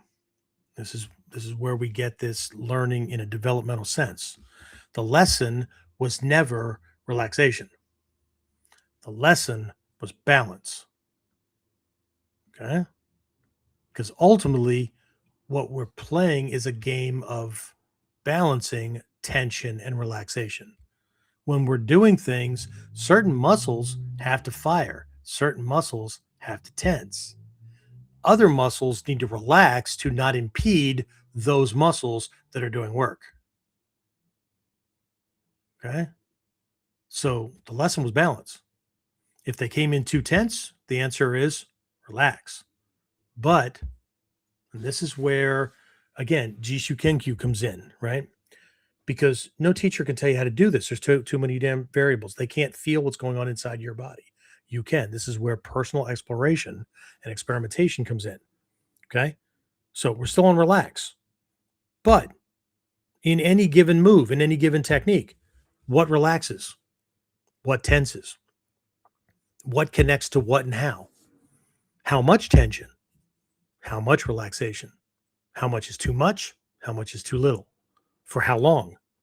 Under what conditions? So ego wants this to be nice and easy, right? A lot of people can do things, they can do moves, but they can't tell you why that works. They can tell you what they're doing. They can tell you what it does to him, puts him on the damn floor, right? They can't tell you why it works. And if they can't tell you why it works, then they're going to have a hard time moving into the next level where they're going to make it work with less and not more. They're not going to do a different henka. They're going to act as though they're injured, ill, or old. Because someday they will be. And they've got a choice. They can learn to move into those levels and still be effective, or they can quit, retire, and have fond memories like everybody else. And I was there. Trust me, I was there, right? Talked about it, parroted my teacher's lessons and whatnot, right? But I was like 25. I was 30. I thought I was relaxed. Okay. And I was always taught the goal is to be able to do this stuff well into our 70s, 80s. Noguchi Sensei made that point. You're not going to find most conventional martial arts with black belts and whatnot in their 70s and 80s teaching classes like these guys were, where they're doing anything more than showing up in a gi and being a figurehead. But in our art, holy shit, all the master teachers, they're dying still teaching classes. I mean, luckily nobody's died in class, but cancer's taken them out or whatever. But they've taught all the way up through their illnesses, all the way. I mean, Hatsumi Sensei ended up having to be wheelchair bound. And even then, like now, he's sleeping a lot, unless there's a miracle or whatever. Anyway, but it's the nature of things, right? So, but even when he was in his wheelchair, people would, take him out to lunch, and he was teaching philosophy, or he'd, take a hand and show some little nuance of something. It's still teaching, right? I mean, you just don't see that from the conventional fighters who like to say that this shit doesn't work. Because at a certain point, they have to realize, or they have to recognize or admit that they don't have the strength, size, or speed they used to have. And so they should just sit down and shut the hell up. We prefer to sit down and shut the hell up because I'm not starting this problem. I'll end it, but I'm not starting it. Okay? And with this body, heavily arthritic, all kinds of stuff, right? My guys know, the ones who went to Japan, it's in pain every freaking day. People ask me how my Japan trip went. I learned a lot, but it was tiring and it was painful. But it didn't stop me.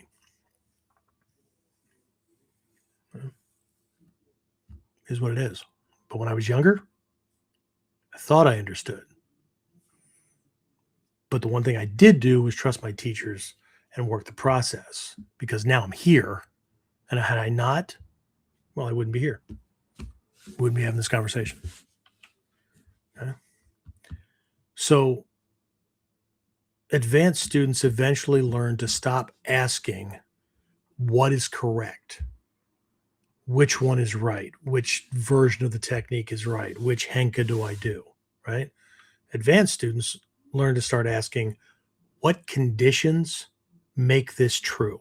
What conditions does a BJJ fighter need to be strong, quick, agile, right?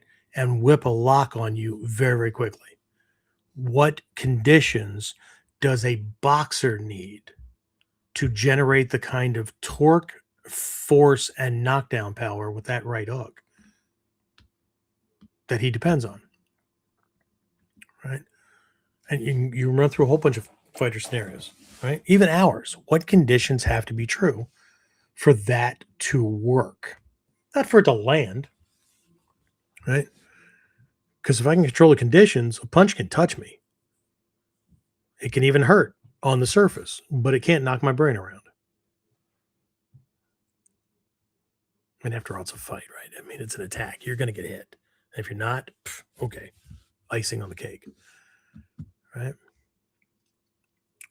So this brings me to something else that we'll be exploring in depth during spring camp. Okay. And again, for those of you who are signed up, I know some of you guys are on, you'll actually be at the dojo, and other ones are signed up to do it through Zoom. Okay. I know Carrie signed up to do the Zoom thing from a distance. So you'll be getting, for those of you doing that, you're going to be getting emails that have the, like the Zoom access stuff, right? So you can sign in, that kind of thing, right? Everything's recorded. So if you're already signed up for it, the recordings of everything is included for the time that you're spending. So if you're doing the weekend, you're getting the weekend. If you're doing a day, you're getting that day. But I just opened the doors earlier too, for the video recordings, right? So if you can't make it for either, we used to say live or Memorex. If you can't do either of those, then you can at least, get the recordings. So anyway, many people think that Budo Taijutsu, Ninpo Taijutsu, and what Hatsumi Sensei was calling Mutto Dori Taijutsu near the end of his career are different things.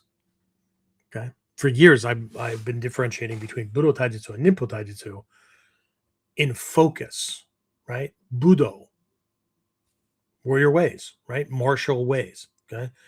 All right, cool. So Taijutsu for physical combat. Ninpo, the law of enduring.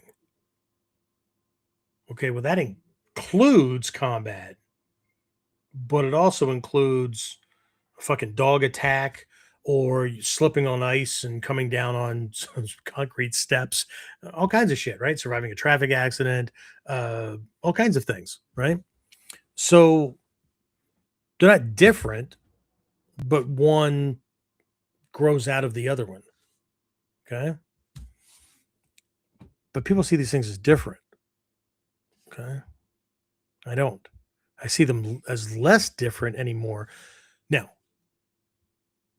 do they look different? Is your focus in each one? Yes, of course. Right. But I see them as different layers of perception contained within the same lessons. Okay. I'll talk about Mutodori Taijutsu here in a bit because that one really throws people off. Right. Because I mean, Mutodori is what? It's no blade catch, right? It's unarmed against an edged weapon. If we're coming at it from a Budo perspective, yeah. If we're coming at it from a developmental perspective, there's a whole bunch of phases we have to go through, a whole bunch of levels of understanding to go through to understand what Hatsumi Sensei meant by Mutodori Taijutsu at this level. Okay. So Budo Taijutsu sees what? Sees movement. It sees attack and counter, that kind of stuff, right? It's conventional. It's Budo, right? It's the omote of obvious fighting, of obvious, like self-defense, that kind of stuff, right? Ninpo Taijutsu sees principles, okay? And I know people get split hairs because they've tossed these terms around and they've interchanged things. But that's not the discussion that Shrey Sensei and I had this past time. It's not. But again, I'm not having this discussion with anybody where they want to argue things because, again, it's perspective. Okay. And as long as your perspective works for you, I don't give a shit what you call it. I don't care if you call it Bobby Sue and Janie Lou. I don't care. Right. But Ninpo Taijutsu sees principles. It sees strength and weaknesses, or strength and weakness. It sees expectation and surprise. It sees psychology behind physiology. Okay. It's the use of Kyujutsu Tenkan Ho so that nothing is ever what it looks like to the attacker. One of the litmus tests we had for a long time is if your attack and defense looks like what it is to him, if he can perceive it, then he can defend against it. Okay, that's fundamental Budo. Okay, you just have to go faster, you got to be trickier, whatever. Okay, but in Ninjutsu, nothing is ever what it looks like. Okay. That way, he's never defending against the thing that's actually coming at him or the thing that's catching him.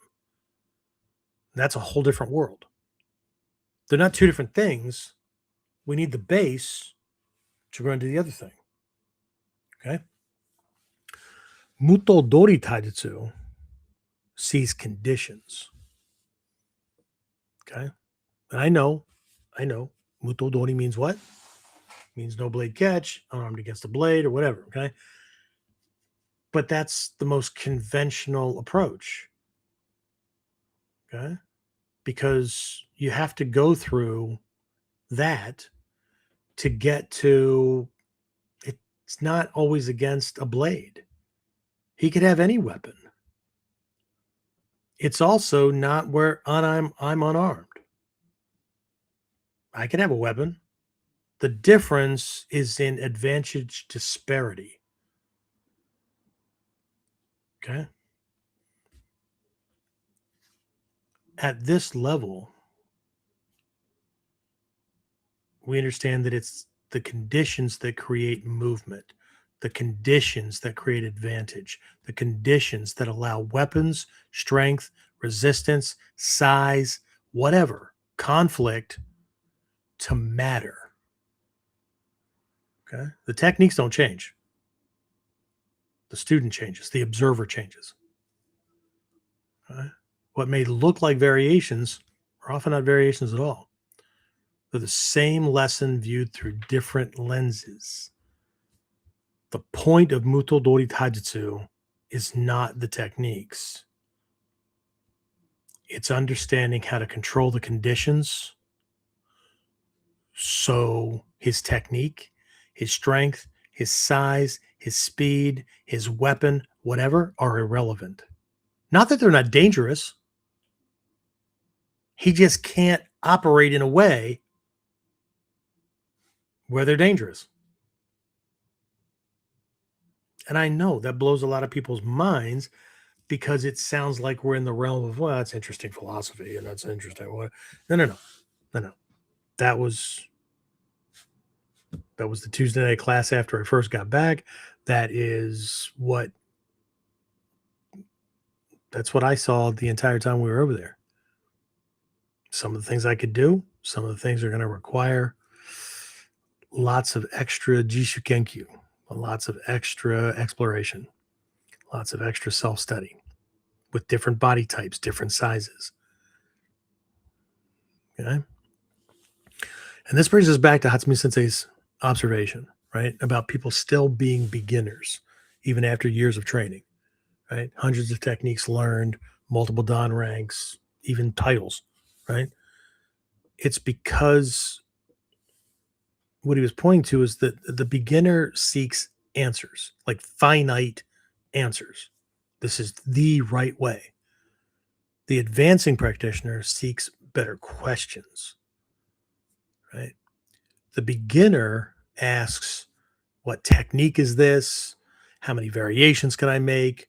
What's the official name of this thing? All that, right? And again, for a true beginner, somebody new that needs to get their bearings, that needs to organize things, whatever, this is right and natural, right? For someone who's been around for a while, not so much. It's not that the names become unimportant, right? But people like to rest on things like Hatsumi Sensei said, throwaway technique. Okay, forget the names. And well, how do you forget something or throw something away that you never had to begin with? People use that as a lame ass excuse to skip over bodies of knowledge and areas of training because they wanted to be seen as the master, not develop the level of skills that master they're trying to be like went through and developed. And I know they probably told themselves that they did. But shit, we human beings lie to ourselves all the time. Enlightenment is knowing that you do it and catching yourself before it becomes a shit show. Okay? So anyway, the advancing practitioner asks what? What's happening? Huh? The beginner asks, how do I make this work? The advancing practitioner asks, what makes this work? Why does this work? Why does this work under certain conditions, but not others?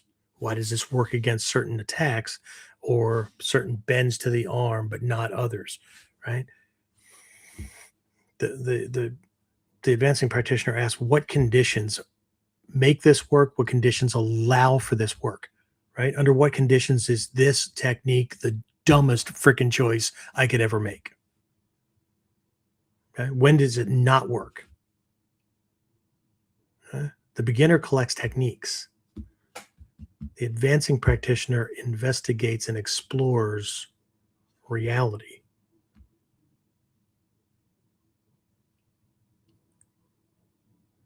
This is not about accumulation. This is about seeing. This is about getting to a point. Like there's a book that I introduced some of my Mikyo students to as an introduction, like it's kind of a reading list, right? And a book is called Buddhism Plain and Simple. Right now, if you're averse to the word itself because you've been convinced that, like, you're going to be damned to hell or whatever, then ignore the whole thing. But that's not the point. The point is not the name, right? But it's called Buddhism Plain and Simple for anybody that cares. Okay, and very close to the beginning, right, is the author is explaining these things, and it's about perception and clarity, not guessing, not coming up with an answer. Because most human beings don't tune into reality. Most human beings, it's not that they're trying to deny reality. They're not, right?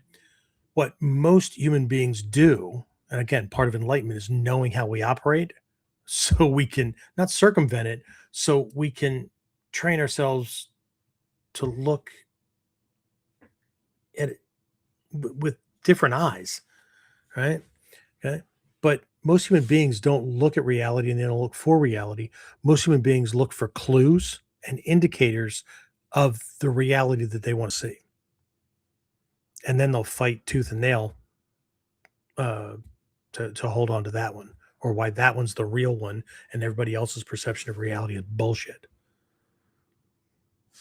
Okay. Anyway, it is what it is. Right. But regardless of whether we're doing any uh, pursuit or whatever, or we're using martial arts to do it, ultimately it's about being able to see clearly, understanding how things work and how they happen. Karma, right? Not luck, right? Karma, cause and effect. And to be able to make it work for us, not just be bounced around accidentally by it, right? So anyway, very, very close to the beginning in this book, there's this black and white image that looks like it could be a bay.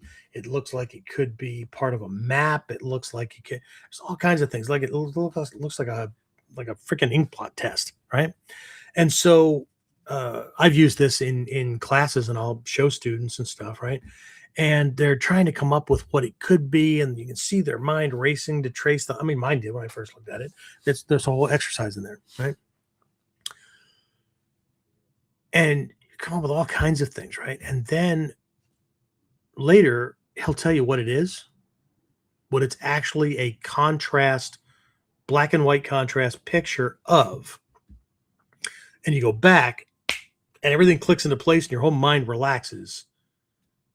And then you can't not see the thing after that. That is where we're heading when we transition between seeing techniques, seeing forms, and seeing principles. Because once you can see the principle in action, you can't not see it. You can see it in techniques. Now, if you've learned that it's there, you can regurgitate it. What's the feeling in Doko no Kamae? Well, it's, kind of presenting myself in a way where the lead part of my body is telling this person to, calm down, back off. I don't want to do this. But the rear part of my body is saying, if you come in here, I got something waiting for you. Okay. Okay. You can regurgitate that, but like if you take up Doko and I have to ask, and then you try to mimic it, that's not the same, right? But if you connect that with a genuine defensive, hey, whoa, right? That kind of thing, and you can feel it. You're thinking about controlling things a certain way. Your body is just expressing what's going on the inside. That's kamae. That's not Doko no stance. That's not Doko no dachi, right? That's Doko no kamae, right? So it's different, right? But you can't not see it. And then that's the same with being able to understand principles of balance, of timing, of positioning, those kind of things. And then seeing conditions that allow for him to be strong, to be fast, to see conditions that allow from right here, right? The beginner would go, well, you're in position, man. You got a musha dori, you've got a oni. No. Okay. Because I can feel that his arm is here and my elbow's outside of that plane. And so I'm going to have to try to force that, but to force it moves his arm. So I know what it looks like, but the conditions are not right. So I either need to forego that technique or do something that shifts me into a better position, or wait until he shifts into a better position to where now everything lines up to where that's a foregone conclusion. That technique is now inevitable and not just possible. Right? When we get to that level, you can't not see it. But here's the cool thing. It doesn't matter if we're at principle level or we're at conditions level. You can't not see them anywhere. You can't not see them in relationships. You can't not see them in leadership. You can't not see them in swimming or in any other sport. It's like Neo in the Matrix. You're not seeing green shit down in front of your face, but you can't not see them. That's the cool shit. It's no longer a matter of memorization. It's a matter of recognition. And the more of those things you can recognize, now you don't have to fight harder. You don't even have to fight at all. Or you don't have to worry about it being a physical fight. It could be a psychological manipulation. It could be some jackass at work who's trying to vie for your job. It could be whatever. It could be you see the con as soon as a person opens their mouth. Because you recognize patterns, you recognize conditions, you recognize these things. You don't have to be neck deep in being ripped off before you realize you're being ripped off. But that's where the beginner is. That's where the beginner should be, where the punch is coming and they need to avoid it.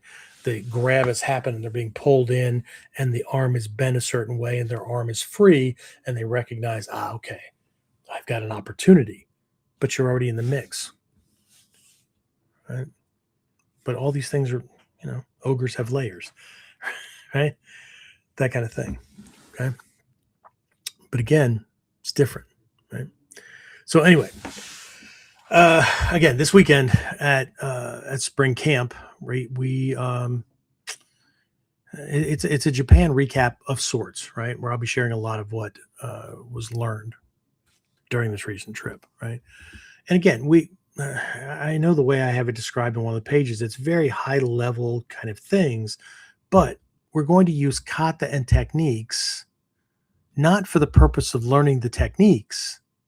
I'm going to be using techniques that most people should know or they can get on board very, very quickly, right? But we're going to use kata and techniques as laboratories of sorts, right? What do we do in laboratories?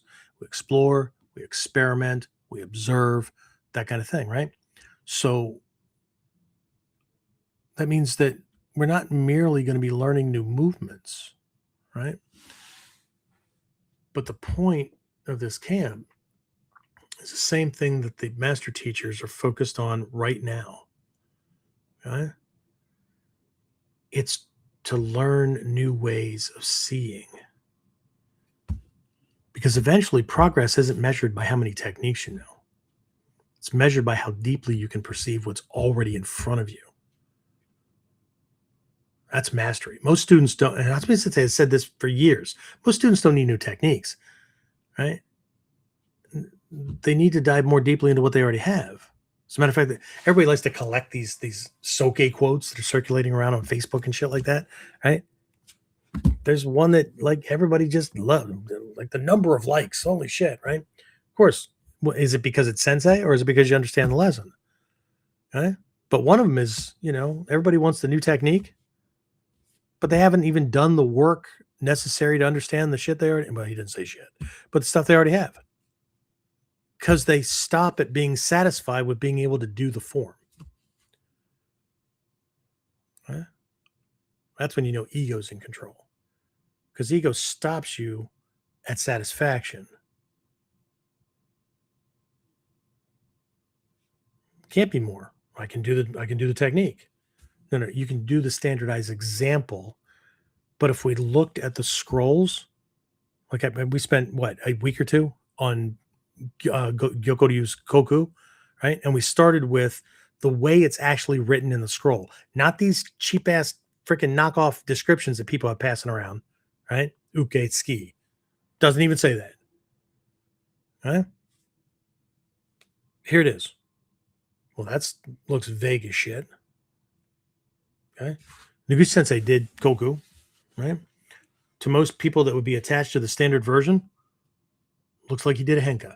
Looks like he did a variation, but he didn't. He did everything exactly the way the kata describes it.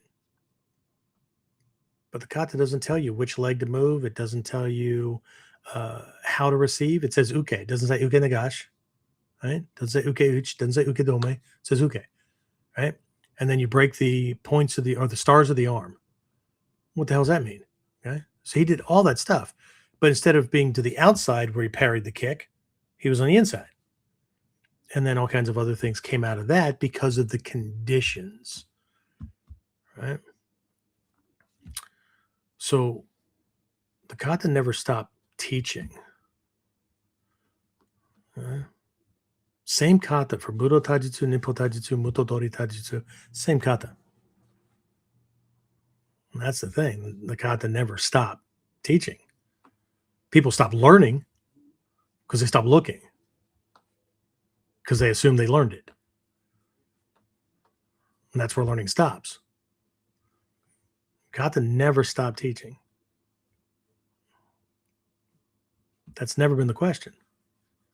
The question is, have you stopped learning how to see with regards to any kata, any skill, any form, right?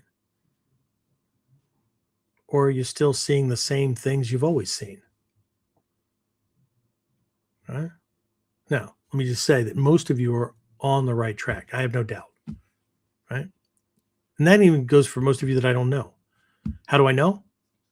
Because the mindset we've been talking about, the one Hatsumi Sensei called out, the veteran with beginner's mind syndrome, they don't listen to things like this.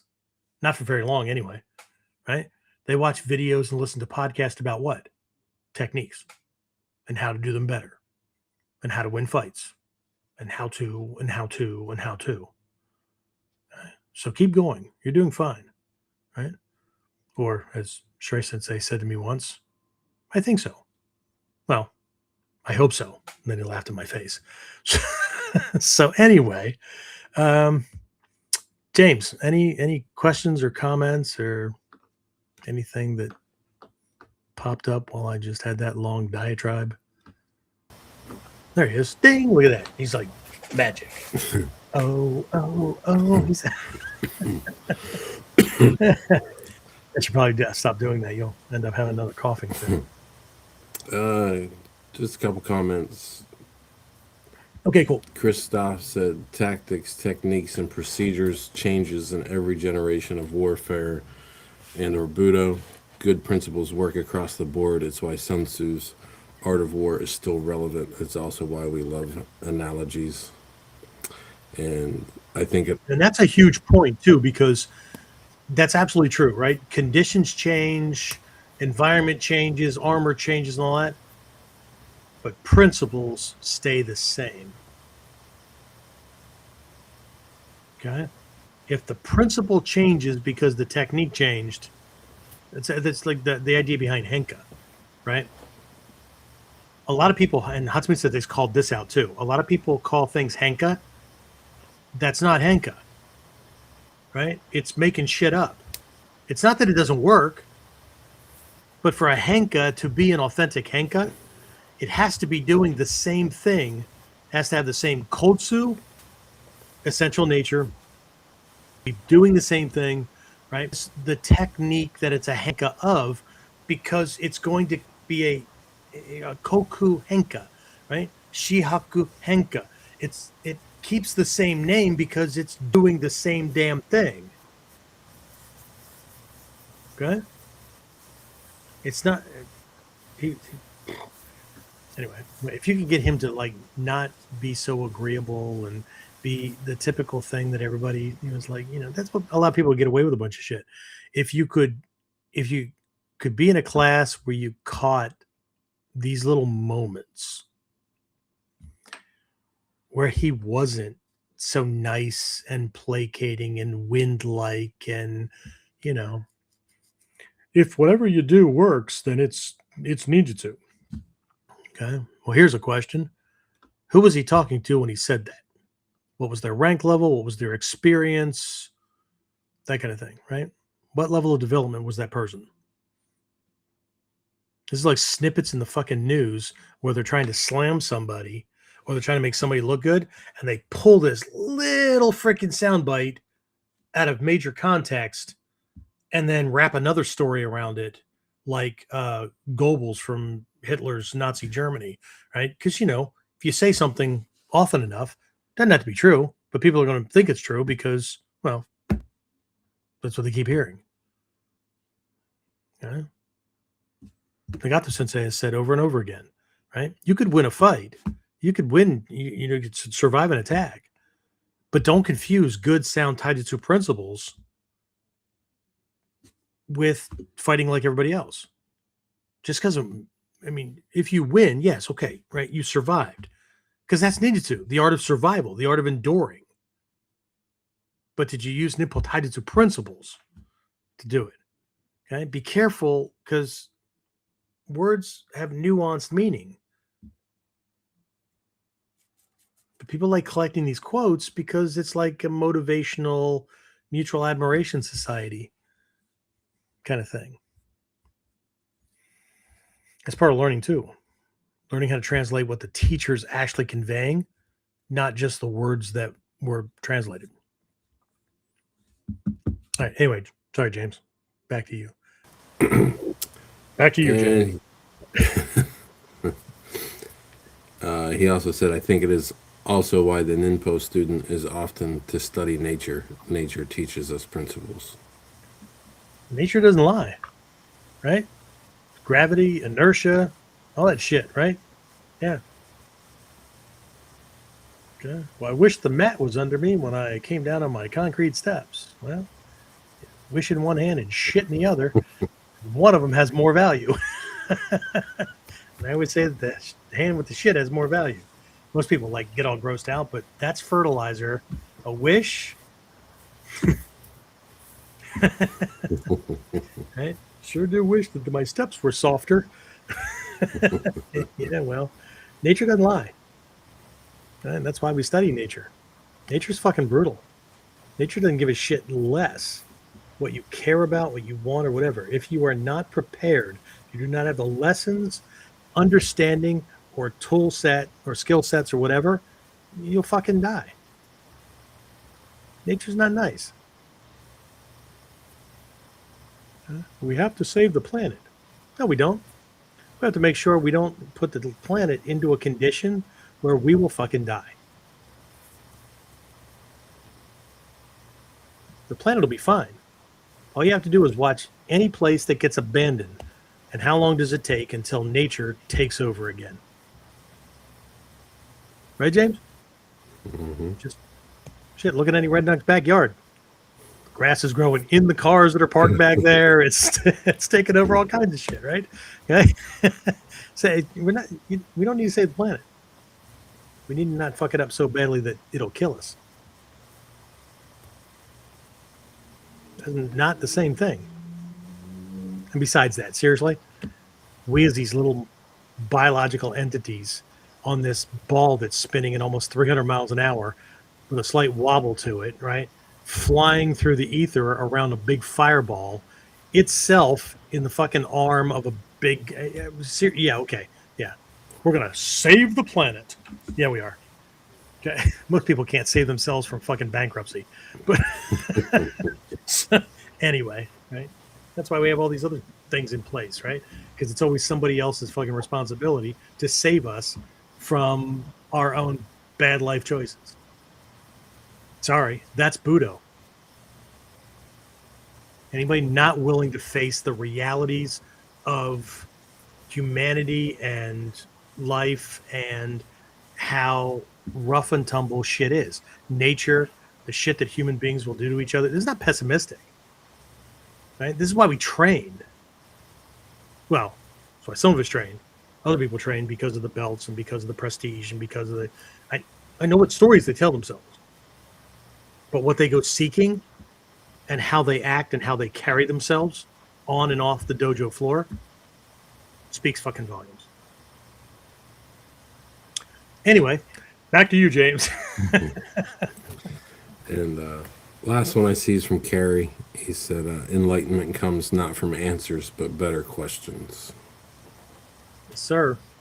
You bet. Yeah. Or really simple questions. Like, take anything that you believe is true. Since we're talking about martial arts, take a technique, right? Well, this technique is done this way. ask why.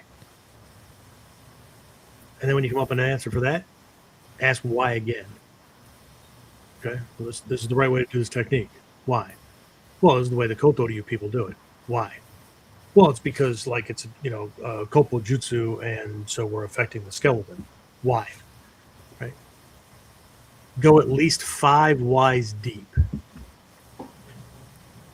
even if you have to push through your own frustration. But if any answer you hit doesn't cause another question, it's a bad answer. It's not that it's not an answer, and it's not that it couldn't be a satisfying answer.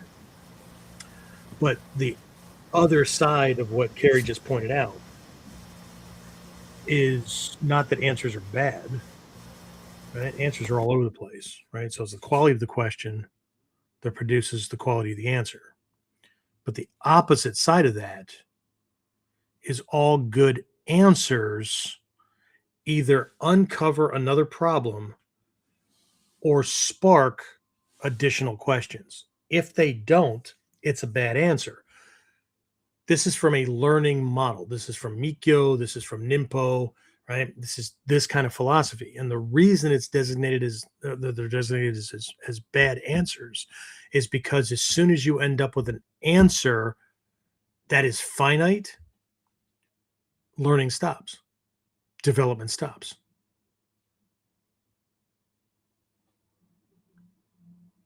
So it's not about training. It's about learning. It's about developing. That's what training is for. But most people don't do that. They train to learn stuff, and then they train to develop that stuff, and then they end up with a snapshot. It's like having a car and you're going to, scratch the paint to see what the color of the metal or the steel or the base coat or whatever is, but we never get past the clear coat or the shiny stuff, right? Everything looks the same. If you look at it from this perspective here, you can see what I've done. Okay. Right. Now other people are going to take this to the opposite extreme, break out the power stander, right, and end up just digging a hole right through the door. Still don't know what color the undercoat is, but look what I've done. Yeah. Look what you've done, Ray. Anyway, anything else? Is that it? Is that all you got? That was it.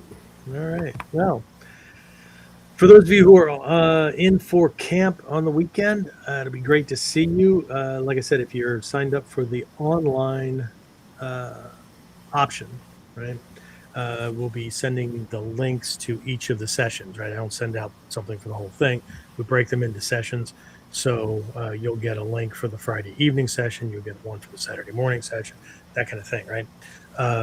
They are all not the same. That keeps people from sharing shit with people who don't have the same kind of skin in the game. And so that way we can at least isolate things into pockets. And then afterwards, after it's all over, and this goes for the same for whether you're in on the training or you just get the videos for later. If you pre-order those things, then James, you need like a week and a half after camp is over. He does a minimal edit on them. So you get to see people training, you get to see, the lessons being taught. And a lot of people don't like that, but I think it's very, very beneficial because you could see the teacher doing everything correctly and then not know what mistakes look like. But also, we leave those things on the recording because I want students who are in attendance to see what they are doing, because it's one thing for, like if James was covering a class or I'm covering a class or whatever, it's one thing for the teacher to point out that you're doing this thing, but we can't see what we're doing. We assume what we're doing, right? So, but by seeing it, then you get to see through our eyes. You get to see through the camera's eyes. And some people, right? And the other thing too is it gives you a whole different perspective, because everybody stands at a certain place in the room and watches the technique, right? James, have you ever done this where you're at a seminar and you're watching, you're participating, right? And then you look at the videos later and like the reference points are all off and you're like, was I there? Is this the right one? Right? So, I mean, I recognize the dojo, but because all the angles are different, right? Mm-hmm. And it's like getting the videos and being there live is like doing the same event twice, right? Because everything's off. I mean, the brains will see things from certain direct. It's a pretty interesting effect, and it keeps from guessing forward. Keeps us from guessing forward. So, anyway, all right. Is that it? That's all we have. That's it. All right. In that case, I will talk to everybody again next time. If I see you during a class this week, fantastic. If I see you during spring camp, fantastic. If not, I will see you next time on, what are we on? KUDEN. That's it.